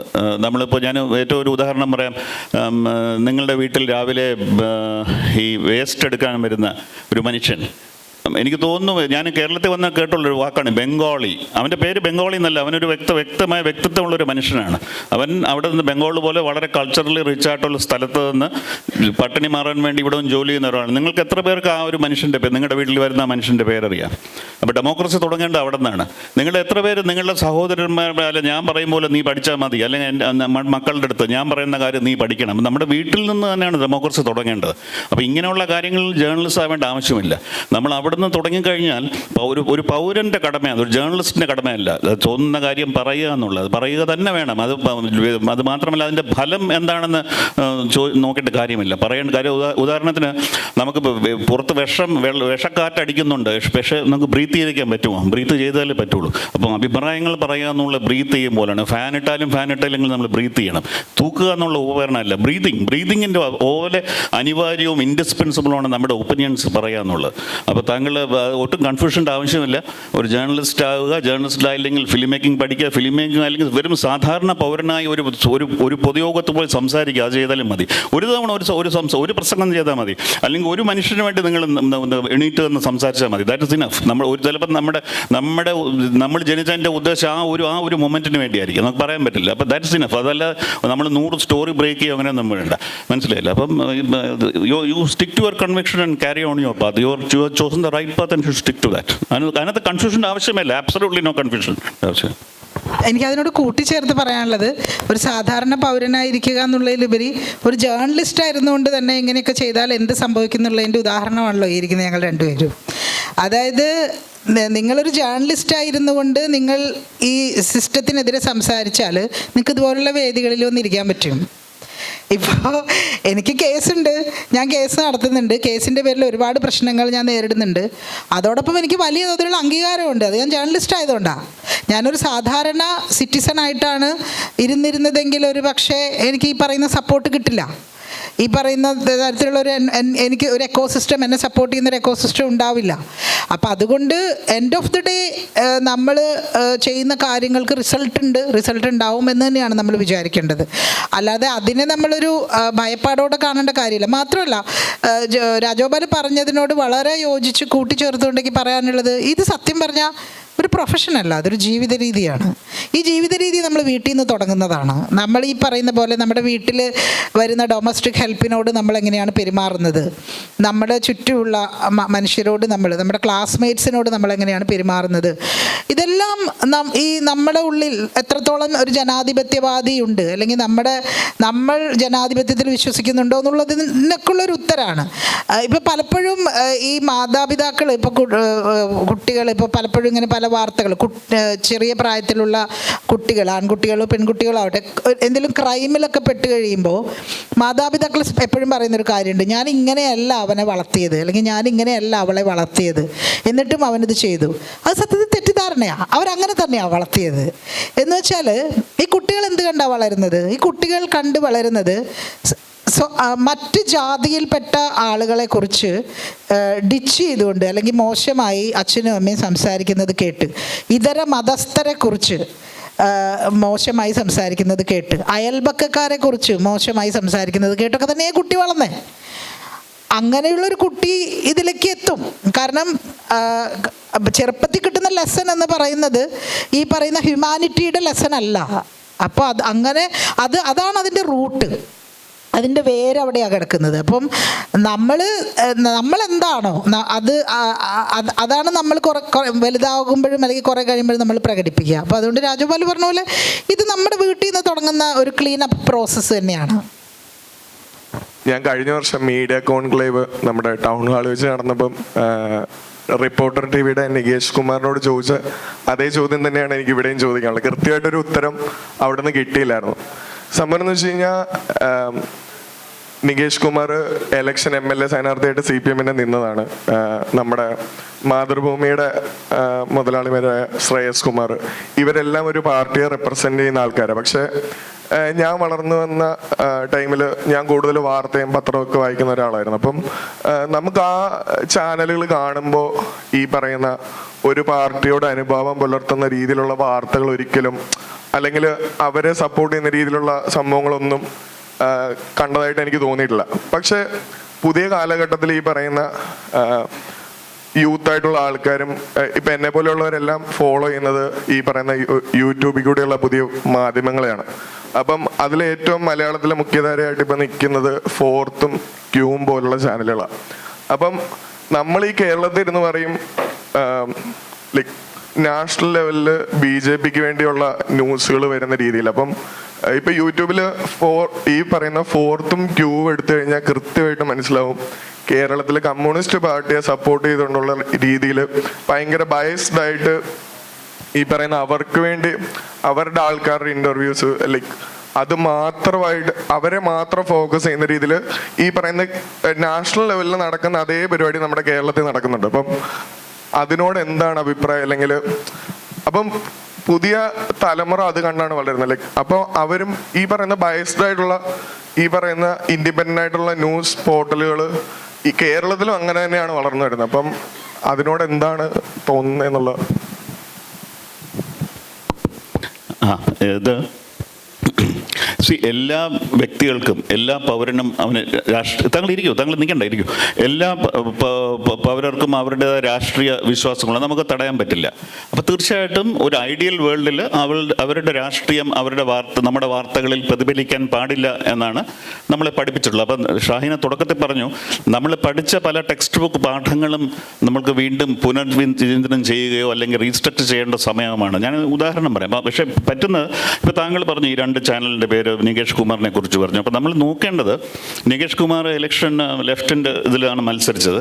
പക്ഷേ അദ്ദേഹം ഒരു വാർത്ത വായിക്കുകയോ വാർത്ത പറയുകയോ വാർത്തയെ അവലോകനം ചെയ്യുമ്പോഴും വസ്തുതയ്ക്ക് നിരക്കാത്തതായിട്ട് എന്തെങ്കിലും പറയുന്നുണ്ടെങ്കിൽ അപ്പോൾ ഇറ്റ്സ് ഇമ്മെറ്റീരിയൽ വെദർ ഈ സ്റ്റുഡ് ഫോർ ലെഫ്റ്റ് സീറ്റാണോ BJP-യിലാണോ മത്സരം കോൺഗ്രസിലാണോ മത്സരം നല്ല കാര്യം. അദ്ദേഹം പറയുന്ന അവലോകനം ചെയ്യുന്ന വാർത്ത ഒട്ടും സത്യത്തെ നിരക്കാത്തതാണെന്ന് നിങ്ങൾക്ക് തോന്നുകയാണെങ്കിൽ അത് അംഗീകരിക്കരുത്. അത് അപ്പോൾ അങ്ങനെ ഒരു യാഡ് സ്റ്റിക്ക് നിങ്ങൾ അത് നികേഷ് കുമാറിൻ്റെ കാര്യത്തിൽ മാത്രമല്ല, ഞാൻ പറഞ്ഞാലും ഷാഹിന പറഞ്ഞാലും ആര് പറഞ്ഞാലും അങ്ങനെ അവലോകനം ചെയ്യാനുള്ളൊരു മെച്യൂരിറ്റി നിങ്ങൾക്ക് ഒരു വാർത്ത കേൾക്കുന്നവർക്കും ഉണ്ടായിരിക്കണം. അപ്പോൾ കേരളത്തിലുള്ളവർക്ക് തീർച്ചയായിട്ടും ഉണ്ട്. അപ്പോൾ നിങ്ങൾ തീർച്ചയായിട്ടും ഫോർത്തോ ക്യൂവോ കാണുമ്പോൾ അവർ ഒട്ടും എനിക്ക് തോന്നുന്നില്ല അവർ ഒട്ടും നീതിക്ക് നിരക്കാത്തതായിട്ട് അവർ ചൂസ് ചെയ്യുന്ന ഓഡിയൻസ് ചൂസ് ചെയ്യുന്ന സബ്ജക്ട്സ് ചിലപ്പോൾ തങ്ങൾ പറഞ്ഞ പോലെ പ്രോ ലെഫ്റ്റ് സബ്ജക്ട്സ് ആയിരിക്കാം. പക്ഷേ ഇവർ പറയുന്നത് തീരെ വസ്തുതയ്ക്ക് നിരക്കാത്തതാണെങ്കിൽ നമ്മൾ കാണില്ലല്ലോ, നമ്മൾ കാണേണ്ട ആവശ്യവുമില്ല. അങ്ങനെ ഒരു പ്രശ്നമുണ്ട്. ഇപ്പം ഒരു കാര്യമുണ്ട്. രണ്ടാമത് ഞാൻ നേരത്തെ പറഞ്ഞ ബയസ് എന്നുള്ള സംഭവം, ന്യൂട്രൽ. അപ്പോൾ ജേർണലിസ്റ്റിൽ ഏറ്റവും ഒരു ഹോളി ഗ്രേലായിട്ട് പണ്ട് കണ്ടിരുന്ന യു ഷുഡ് ബി ന്യൂട്രൽ എന്നാണ് നമ്മളെ പഠിപ്പിച്ചത്. പക്ഷേ ഈ ന്യൂട്രൽ എന്ന് പറയുന്ന സംഭവം അത് വളരെ it's A double edge sword. അത് ഞാൻ ഒരിക്കലും ന്യൂട്രൽ അല്ല. അപ്പോൾ ഞാൻ ഉദാഹരണം പറയുമ്പോൾ ഏറ്റവും സിമ്പിളായിട്ട് ബേസിക്കലി ജേർണലിസം ടെക്സ്റ്റ് ബുക്കിൽ പറയുന്ന ഒരു കാര്യം, പ്രൈം മിനിസ്റ്റർ പറയുന്നു മഴ പെയ്യുന്നുണ്ട്, പ്രതിപക്ഷ നേതാവ് പറഞ്ഞു മഴ പെയ്യുന്നില്ല. അപ്പോൾ ഒരു ജേർണലിസ്റ്റ് എന്ന രീതിയിൽ നിങ്ങളുടെ ജോലി എന്താണ്? നിങ്ങളുടെ ജോലി അത് രണ്ടും റിപ്പോർട്ട് ചെയ്യുകയാണോ, അതോ നിങ്ങൾ വാതിൽ തുറന്ന് പുറത്ത് നോക്കിയിട്ട് എന്താണ് സംഭവിക്കുന്നത് എഴുതുകയാണോ വേണ്ടതെന്നുള്ള ഒരു സിമ്പിൾ, അത് വളരെ ലഘൂകരിക്കുകയാണ് തീർച്ചയായിട്ടും. പക്ഷേ ഇപ്പോൾ ഞാനിപ്പോൾ ഇവിടെ രാഷ്ട്രീയം പറയുകയാണ്, എൻ്റെ രാഷ്ട്രീയം ഞാൻ പറയുകയാണ്. അതായത് പക്ഷേ 2014 ശേഷം ഇന്ത്യയിൽ വന്ന ഈ ഭരണകൂടം ഞാൻ ഈ പറഞ്ഞ പോലെ ബ്ലാക്ക് ആൻഡ് വൈറ്റ് ആയിട്ടുള്ള ഒരു ഭരണകൂടമാണ്. അത് ജേർണലിസ്റ്റിന് ശരിക്കും പറഞ്ഞാൽ നമ്മൾ നല്ല ജേർണലിസം ചെയ്യാൻ വളരെ ഉതകുന്ന ഒരു സിറ്റുവേഷൻ. ഉദാഹരണത്തിന് ഞാൻ പറയാം, ഇപ്പോൾ മുഹമ്മദ് അഖ്ലഖ് എന്ന് പറഞ്ഞ ഒരാളെ വീട്ടിൽ ദാദ്രി എന്ന് പറഞ്ഞ സ്ഥലത്ത്, ഡൽഹിയിൽ നിന്ന് 15 കിലോമീറ്റർ ഉള്ളൂ, അദ്ദേഹത്തിൻ്റെ വീട്ടിൽ കയറി അദ്ദേഹത്തെ അടിച്ചു കൊല്ലുകയാണ്. അദ്ദേഹത്തിൻ്റെ ഭക്ഷണം, അദ്ദേഹം ഫ്രിഡ്ജിൽ സൂക്ഷിക്കുന്ന ഭക്ഷണത്തിൻ്റെ പേരിൽ അദ്ദേഹത്തെ അടിച്ചു കൊല്ലുകയാണ്. ഇതിനകത്ത് എന്താണ് ന്യൂട്രാലിറ്റി ചെയ്യാൻ പറ്റുന്നത്? ഇത് ചെയ്തത് പോക്രത്തനമാണ്. ഈ ചെയ്തവന്മാരെ തൂക്കിക്കൊല്ലണം എന്ന് പറയുന്നില്ലെങ്കിൽ what journalism can you do?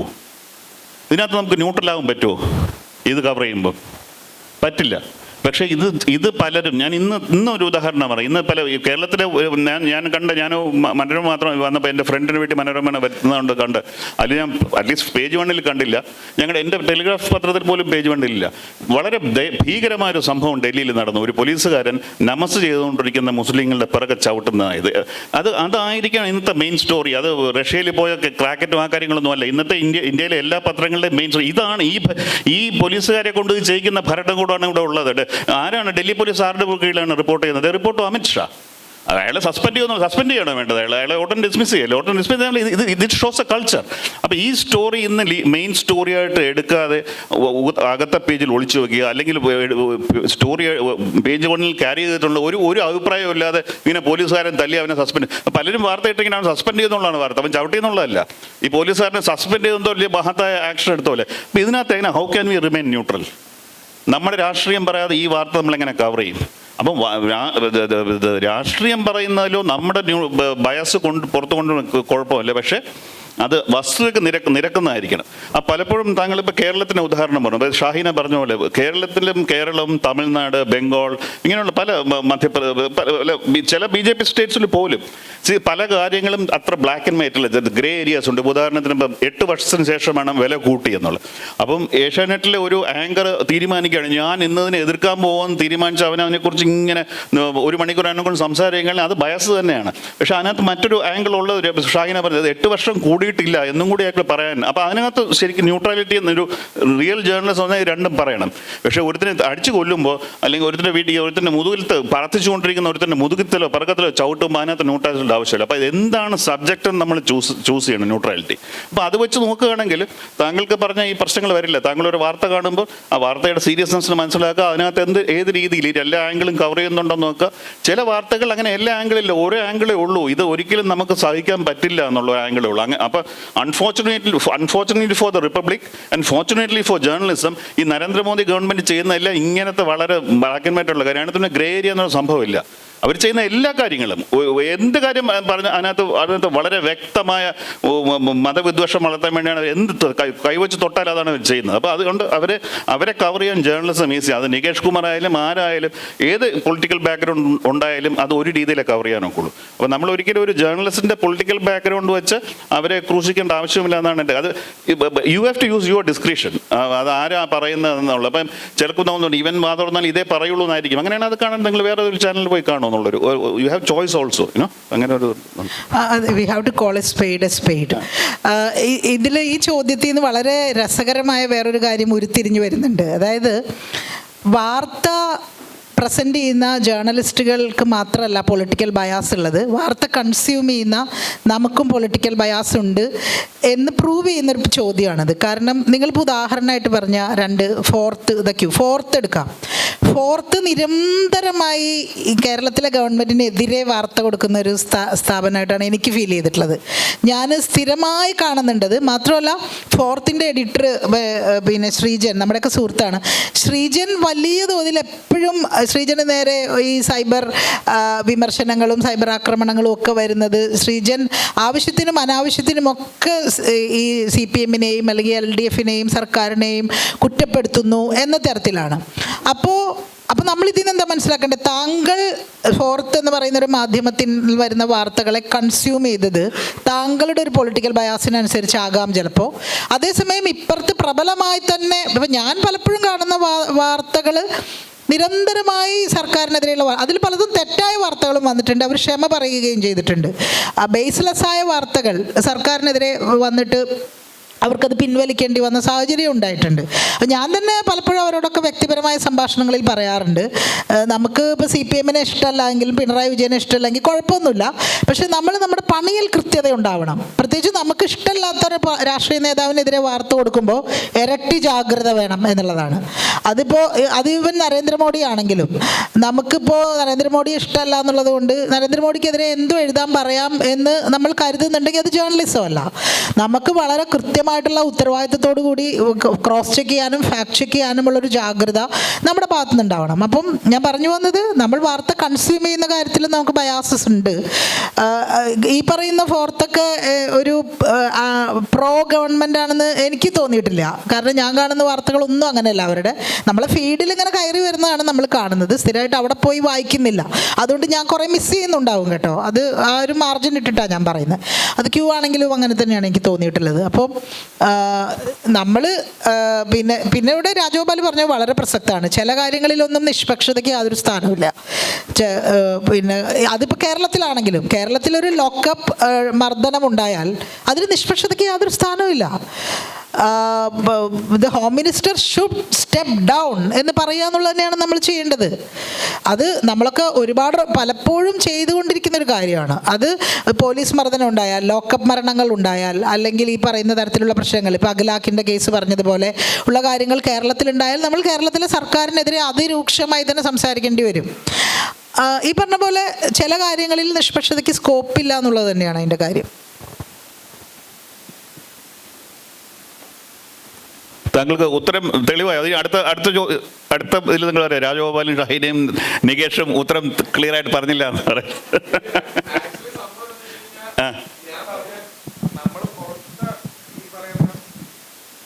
BJP-യെ support ചെയ്തുകൊണ്ടുള്ള ന്യൂസുകൾ, ചിലർ ഈ പറയുന്ന കോർപ്പറേറ്റ് ഭരിക്കുന്ന ന്യൂസ് പോർട്ടലുകൾ അവരുടെ മാത്രം ഇത് ചെയ്തുകൊണ്ട് വരുന്ന സംഭവം ഉണ്ടല്ലോ.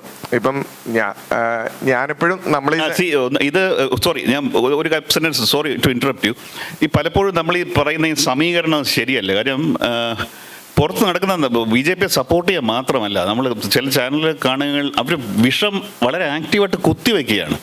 ഈ ഫാമേഴ്സ് സ്ട്രൈക്ക് അവരെയൊക്കെ വിളിച്ച പേരുകളറിയാം, ടെററിസ്റ്റ്, മറ്റത് മറിച്ചത്, ശുദ്ധമായ അത് ജേർണലിസ്റ്റ് നമുക്ക് പറയാൻ പറ്റില്ല. അത് നമ്മൾ രണ്ടും കൂടെ കമ്പയർ ചെയ്യുന്ന അത്ര ശരിയാണെന്ന് എനിക്ക് തോന്നുന്നില്ല. ഹെയ്റ്റ് ആണ്, അതായത് ബേസ്ലെസ് ആയ കാര്യങ്ങൾ എഴുതി പിടിപ്പിച്ചുകൊണ്ട് ഹെയ്റ്റ് പ്രചരിപ്പിക്കുന്നതും, ഇപ്പൊ നിങ്ങൾ ഈ പറഞ്ഞ പോലെ ഏതെങ്കിലും സർക്കാരിന് അനുകൂലമോ പ്രതികൂലമോ ആയ തരത്തിലുള്ള വാർത്തകൾ വരുന്നത് രണ്ടാണ്.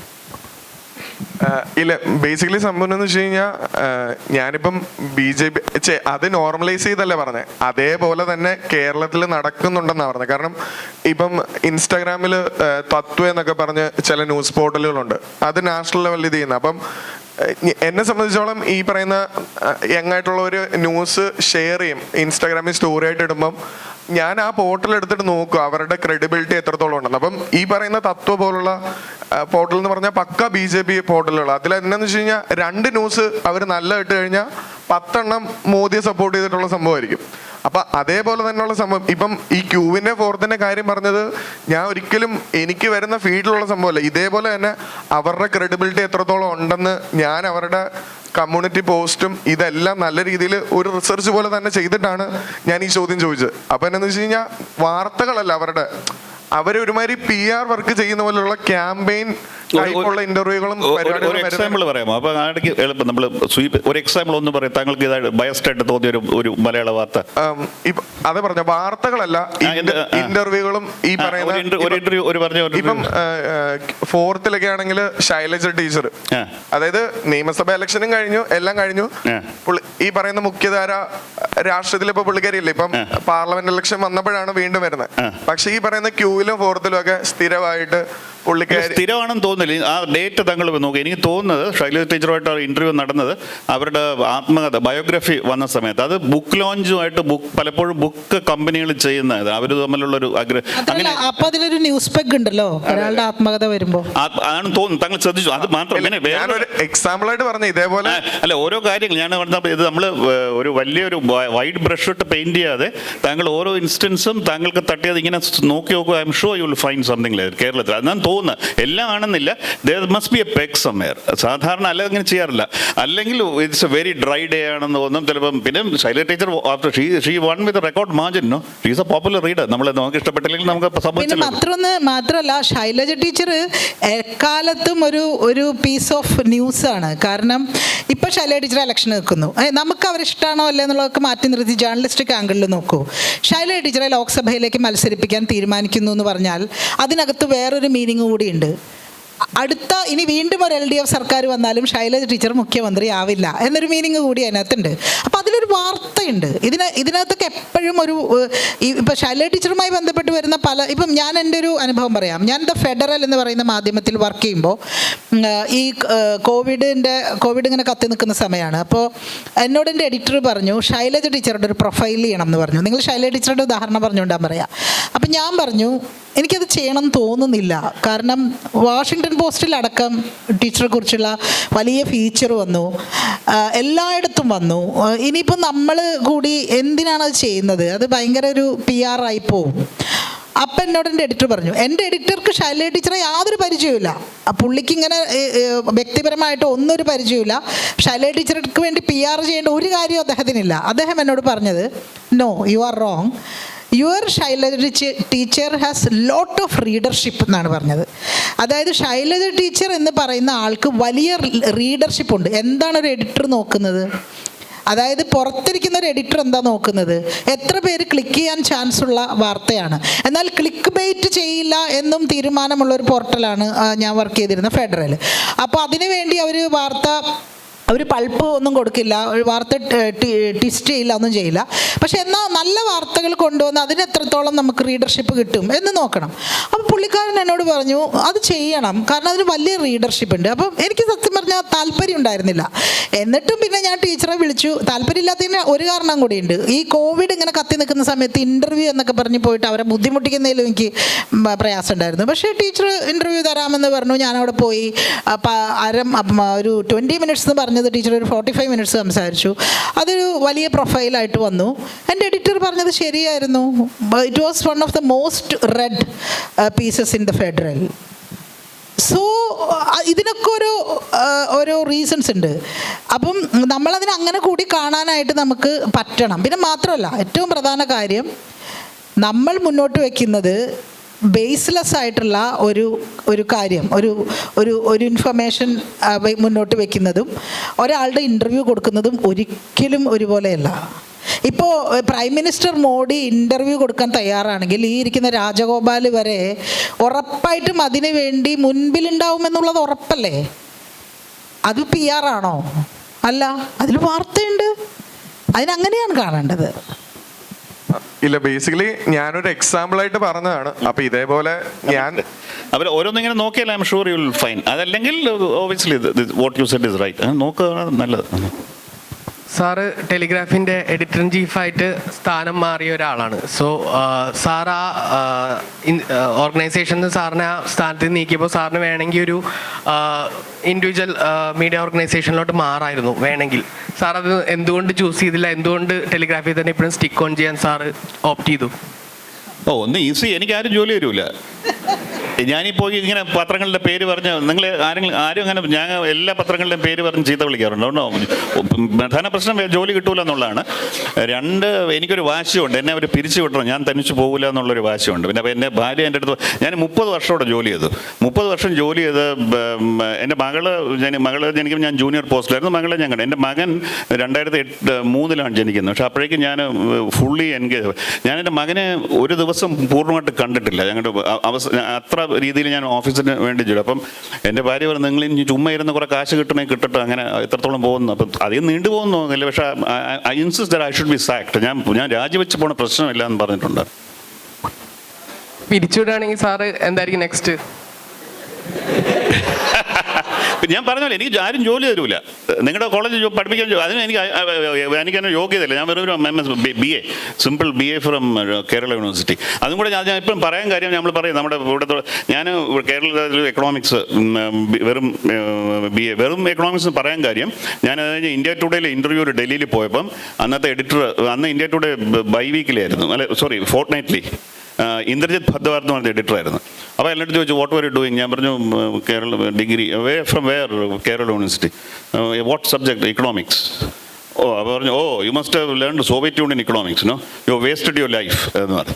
അപ്പം അങ്ങനെയുള്ള ആ സ്ഥലത്ത് നിന്ന്, പക്ഷേ എനിക്ക് അത് കഴിഞ്ഞാണ് ഞാൻ കൽക്കട്ടയിൽ ലാൻഡ്. കൽക്കട്ടയിൽ നിന്ന് എനിക്ക് ഞാൻ ആദ്യമായിട്ട് കൽക്കട്ടയിൽ പോകുന്നത് 1990-ലാണ്. Economic ടൈംസിൽ sub എഡിറ്ററായിട്ട്. എനിക്ക് അവിടെ ഒരു മനുഷ്യനെ അറിയില്ല, ബംഗാളി ഭാഷ അറിയില്ല, ഒരു സ്ഥലം പോലും അറിയില്ല. അപ്പോൾ അങ്ങനെ ഒരു സ്ഥലത്ത് നിന്ന് ഞാൻ അവിടുത്തെ ഏറ്റവും വലിയ പത്രമായ ടെലിഗ്രാഫിൻ്റെ എഡിറ്ററായി മാറി. അപ്പോൾ അങ്ങനെ, അപ്പോൾ ഇനി എനിക്ക് വലിയതായിട്ട് ചെയ്യണമെന്നും ആഗ്രഹമൊന്നുമില്ല. എൻ്റെ വയസ്സായി, റിട്ടയർ ചെയ്യും, അതാണ് വെച്ച് കഴിഞ്ഞാൽ. Thank you sir. നമ്മളെ ചർച്ചാ വിഷയം എന്ന് പറയുന്നത് ജനാധിപത്യവും സ്വതന്ത്ര മാധ്യമ പ്രവർത്തനവും എന്നതാണ്. കടക്ക് പുറത്തുന്ന മാധ്യമങ്ങളുടെ മുഖത്ത് നോക്കി പറയുന്ന ഒരു നാട്ടിൽ ചില പൊളിറ്റിക്കൽ യാത്രകൾ കാസർഗോഡ് മുതൽ തിരുവനന്തപുരം വരെ നടക്കുമ്പോൾ ചില ഷൂവെയറുകളുടെ പേരിൽ മാധ്യമപ്രവർത്തകർക്കെതിരെ കേസെടുക്കുന്ന ഒരു നാട്ടിൽ ശരിക്കും ഒരു ജനാധിപത്യപരമായ, ഒരു സ്വതന്ത്രമായ മാധ്യമ പ്രവർത്തനം, അതായത് നാം ഈ പറയുന്ന നേരോടെ, നിർഭയം, നിരന്തരം എന്നൊക്കെ പറയുന്ന ഒരു മാധ്യമ പ്രവർത്തനം നമ്മുടെ നാട്ടിൽ, ഈ കൊച്ചു കേരളത്തിൽ ശരിക്കും സാധ്യമാണോ? അതിന് മറുപടി ഞാൻ ആദ്യം ഒന്ന് പറയാം. 100% സാധ്യമാണെന്ന് ഞാൻ പറയും. കാരണം ഞാൻ കേരളത്തിന് പുറത്തും കേരളത്തിനകത്തും ജോലി ചെയ്യുന്നൊരു മാധ്യമപ്രവർത്തകയാണ്. എനിക്കൊരു കേസുണ്ട്, അത് കേരളത്തിന് പുറത്തുനിന്നാണ്. കേരളത്തിന് പുറത്തുള്ള പല സംസ്ഥാനങ്ങളുമായി നമ്മൾ കമ്പയർ ചെയ്ത് നോക്കിയാൽ, അങ്ങനെ വേണം പറയാം, കമ്പയർ ചെയ്ത് നോക്കിയാൽ കേരളത്തിലെ മാധ്യമങ്ങൾക്കും മാധ്യമപ്രവർത്തകർക്കൊന്നും യാതൊരു പ്രശ്നവുമില്ല. കാരണം അതിനൊരു തെളിവ് എന്ന് പറയുന്നത്, മുഖ്യമന്ത്രി കടക്ക് പുറത്ത് എന്ന് പറയുമ്പോഴും ഒക്കെ തന്നെ ഇവിടെ നിരന്തരമായി സർക്കാരിനെതിരെയും മുഖ്യമന്ത്രിക്കെതിരെയും ഒക്കെ നിരന്തരമായ വാർത്തകൾ, അത് പലതും ബേസ്ലെസ് ആയ വാർത്തകൾ കൂടിയാണ്. പിന്നീട് 24 മണിക്കൂർ കഴിഞ്ഞതിന് മുമ്പ് പിൻവലിക്കുകയും ക്ഷമ പറയുകയും ഒക്കെ ചെയ്യേണ്ടി വരുന്ന വാർത്തകൾ കൂടി ആണ്. അങ്ങനെ നിരന്തരമായി വാർത്ത കൊടുത്തിട്ടും നമ്മളൊക്കെ ഇവിടെ നടക്കുന്നുണ്ട്, നമുക്കൊരു പ്രശ്നവും ഇല്ല. ഇപ്പോൾ ഈയിടെ ഞാൻ മുഖ്യമന്ത്രിക്കെതിരെ വന്ന ചില ട്രോളുകളൊക്കെ ഡൽഹിയിലൊക്കെ ഉള്ള എൻ്റെ ജേർണലിസ്റ്റ് സർക്കിളിലുള്ള സുഹൃത്തുക്കളുടെ ശ്രദ്ധയിൽപ്പെടുത്തിയപ്പോൾ വളരെ രസകരമായിട്ടുള്ള ട്രോളുകളാണ്, നമുക്ക് കണ്ടാൽ തന്നെ വളരെ ചിരി വരുന്ന. അവർ പറഞ്ഞു, ദിസ് ഈസ് ഇമ്പോസിബിൾ, നിങ്ങൾക്ക് ചിന്തിക്കാൻ പോലും പറ്റില്ല വേറൊരു സംസ്ഥാനത്ത് ഇത്തരത്തിലുള്ള ട്രോളുകൾ. ആ ട്രോൾ ഉണ്ടാക്കുന്നവരെ പിറ്റേ ദിവസം കാണാൻ പറ്റില്ല. അതാണ് പുറത്തെ അവസ്ഥ. ആ അവസ്ഥ ഉറപ്പായിട്ടും ഇവിടെയില്ല. പക്ഷേ മാധ്യമപ്രവർത്തകർക്കെതിരെ കേസെടുക്കുന്നത് ആരായാലും എവിടെയായാലും അത് തോന്നിവാസമാണ്. അത് തോന്നിവാസമാണ് എന്ന് തന്നെ നമ്മൾ പറയും. അത് മുഖ്യമന്ത്രി ഉള്ള വേദിയിൽ പോയി പറഞ്ഞിട്ടുണ്ട്. ഞാൻ ഈയിടെ മുഖ്യമന്ത്രിയായിട്ടുള്ളൊരു മുഖാമുഖത്തിൽ ഞാൻ പങ്കെടുത്തിരുന്നു. ഞാൻ മാധ്യമപ്രവർത്തകർക്ക് വേണ്ടിയിട്ടുള്ള കുറേ ആവശ്യങ്ങൾ മുന്നോട്ട് വെച്ചിരുന്നു. അതിൽ ഈ കാര്യം ഞാൻ പറഞ്ഞിരുന്നു. വാർത്ത ചെയ്യുന്നതിൻ്റെ പേരിൽ, വാർത്ത ചെയ്യാനുള്ള പ്രവർത്തനങ്ങൾ നടത്തുന്നതിൻ്റെ പേരിൽ മാധ്യമപ്രവർത്തകർക്കെതിരെ കേസെടുക്കുന്ന പ്രവണത വളരെ തെറ്റാണ്, മുഖ്യമന്ത്രിയുടെ അടിയന്തര ശ്രദ്ധയിൽ പതിയണമെന്ന് മുഖ്യമന്ത്രിയുടെ വേദിയിൽ പോയി ഞാൻ പറഞ്ഞിട്ടുണ്ട്. അപ്പോൾ അത് തെറ്റ് തന്നെയാണ്. പക്ഷെ അതേസമയം നമ്മളിതിനെ മറ്റതുമായി സമീകരിക്കരുത് എന്നാക്കി പറയാനുള്ളത്. ഞാൻ ഈ കടക്ക് പുറത്തൊന്നും വലിയ അത് നമ്മൾ എനിക്ക് തോന്നുന്നു മാധ്യമപ്രവർത്തകരും കൊടുക്കും, അത് വലുത് ആവശ്യമില്ല. ഞാനൊരു കാര്യം പറയാം, നമ്മളൊരു പോലീസ് സ്റ്റേഷനിൽ പോകും, അല്ലെങ്കിൽ ബസ്സിലൊരു അല്ലെങ്കിൽ ഒരു ഓട്ടോറിക്ഷ ഡ്രൈവറുമായിട്ട് വഴക്കുണ്ടാകുക. അപ്പോൾ നമ്മൾ അവരെ വിളിക്കുന്ന ചീത്തയൊക്കെ ഈ കടക്ക് പുറത്ത് വെച്ചപ്പോൾ എന്ത് നിസ്സാരമാണ് കടക്ക് പുറത്തുള്ള കാര്യം. അത് അല്ലെങ്കിൽ നമ്മൾ അങ്ങോട്ടും ഇങ്ങോട്ടും വിളിക്കുന്ന ചീത്ത, അല്ലെങ്കിൽ നമ്മൾ ഒരു മറ്റൊരു കുട്ടിയെക്കുറിച്ച് മോശമായ രീതി അതൊക്കെ വെച്ചപ്പോൾ ഒന്നുമല്ല. പിന്നെ ഇത്ര പോലും തൊലിക്കെട്ടില്ലെങ്കിൽ മാധ്യമ പ്രവർത്തകർ വരും. കടക്കുപുറത്ത് കേട്ടോടെ നമ്മുടെ മാധ്യമ ധൈര്യം എല്ലാം ചോർന്നു പോയെങ്കിൽ, അത് മാത്രമല്ല പേഴ്സണലി എനിക്ക് ആ പത്രക്കാർ അവിടെ പോകാൻ പാടില്ലായിരുന്നു. അദ്ദേഹം ഇനി പറഞ്ഞാൽ ഞാൻ തെറ്റൊന്നും കാണുന്നില്ല. പിന്നെ പുറത്ത് ചൈന പറഞ്ഞു ഇത് ഈ പുറത്ത് നടക്കുന്ന ഈ കടക്കുപുറത്ത് ഒന്നും കാലം അടിയാണ്, ബെൽറ്റും ചൂരലും വെച്ച് അടി. യു പിയിലൊക്കെ പത്രക്കാർക്ക് കിട്ടുന്ന അടിയെ ആ കണക്ക് ഇവിടുത്തെ പത്രക്കാർ പോകണേ പിന്നെ അവർ സിറ്റിസൺഷിപ്പ് ഒഴിഞ്ഞിട്ട് പോകുന്നു. അപ്പോൾ ഇത് കേട്ടുകൊണ്ട് നമ്മൾ ഭയക്കേണ്ട ആവശ്യമില്ല, അങ്ങനെ കൂടുതൽ ഓവർ സെൻസിറ്റീവ് ഉണ്ട കാര്യം ആവശ്യമില്ല. അപ്പോൾ ട്രാഫിക് വയലേഷന് കേസെടുക്കുന്ന അത്ര ലാഘവത്തോടുകൂടിയാണ് UAP അടിച്ചു കൊടുക്കുന്നത്. അതൊന്നും നടക്കുന്നില്ല ഇവിടെ. അപ്പോൾ നമ്മൾ കൂടുതൽ പിന്നെ ഭയങ്കര ഇത്ര സെൻസിറ്റീവായിട്ട് ഇതൊക്കെ ഞാൻ നേരത്തെ പറഞ്ഞ ഒരു ഉപരിവർഗ അപ്പർ കാസ്റ്റുകൾ കടക്ക് പുറത്ത് പറഞ്ഞാൽ എന്താ പ്രശ്നം? നമ്മൾ ഇതിനെക്കാട്ടി താങ്കൾ ആലോചിച്ച് നോക്കൂ. താങ്കൾ തീർച്ചയായിട്ടും താങ്കളുടെ ജീവിതത്തിൽ ആരെയൊക്കെ തെറി പറഞ്ഞിട്ടില്ലേ? തെറി കേട്ടിട്ടുണ്ട്. ഇതിനകത്ത് ഈ കടക്ക് പുറത്തൊരു വാക്ക് വന്നിട്ടുണ്ടോ? അതിനെക്കാട്ടി ഭീകരമായ രീതിയിൽ നമ്മൾ മാതാന്നൊക്കെ പറഞ്ഞ് ഉപയോഗിക്കുന്നത്. അപ്പോൾ അതൊന്നും പറഞ്ഞില്ല. അപ്പോൾ അത് നമ്മൾ വെറുതെ അൺനെസറലി നമ്മൾ എക്സാഗ്രേറ്റ് ചെയ്യണം. അത് അല്ല, നമുക്ക് എന്തുകൊണ്ടാണ് അത് ഭയങ്കര പ്രശ്നമായി തോന്നുന്നതെന്ന് വെച്ചാലേ, കേരളം വളരെ ബെറ്ററായൊരു സ്ഥലമായതുകൊണ്ട് തന്നെയാണ്. കേരളത്തിൽ നമ്മളിത് കേട്ട് ശീലിച്ചിട്ടില്ല. കേരളത്തിൽ നമ്മളുടെ പൊതുമണ്ഡലം, ഇപ്പോൾ രാജഗോപാൽ പറഞ്ഞ പോലെ നമ്മുടെ വ്യക്തിപരമായ ഇടപാടുകളിൽ നമ്മൾ ആളുകളോട് വളരെ മോശമായി പെരുമാറും, അങ്ങനെയൊക്കെ ചെയ്യും. പക്ഷെ പൊതുമണ്ഡലത്തിൽ നമ്മൾ അങ്ങോട്ടും ഇങ്ങോട്ടും ചില മര്യാദകൾ പ്രതീക്ഷിക്കുന്നുണ്ട്. അല്ലെങ്കിൽ പൊതുമണ്ഡലം എപ്പോഴും ഇങ്ങനെ കേരളത്തിൻ്റെ ഒരു സിവിൽ സൊസൈറ്റി എന്ന് പറയുന്നത് അവകാശങ്ങളെക്കുറിച്ച് വളരെ കോൺഷ്യസ് ആയ, വളരെ അലർട്ടായിട്ടുള്ള ഒരു സമൂഹമാണ്. അപ്പം അതുകൊണ്ടാണ് നമുക്കത് അങ്ങനെ ഫീൽ ചെയ്യുന്നത്. അത് കേരളത്തിൻ്റെ ഒരു ഗുണമാണ് സത്യത്തിൽ. അതൊക്കെ ഇപ്പോഴും ചർച്ച ചെയ്യുന്നതുമൊക്കെ. പുറത്താണെങ്കിൽ അത് അങ്ങനെ ഒരു സ്കോപ്പ് പോലും ഇല്ല. അപ്പം നമ്മൾ ഇന്ത്യയിലാണ് ജീവിക്കുന്നത്, കേരളത്തിൽ മാത്രമാണെന്ന് കരുതരുത്. Thank you. ചോദ്യങ്ങൾ ഇനിയും ബാക്കി നിൽക്കാമെന്ന് അറിയാം, പക്ഷേ സമയപരിമിതി മൂലം we have to end up the session. Thank you speakers for being here with us today. Thevara literature ഫെസ്റ്റിവലിൻ്റെ ഒരു സ്നേഹോപഹാരം നൽകുവാൻ വേണ്ടി I invite K. Pradeep, guest faculty at SH College and also former deputy editor, The Hindu, on stage. So please.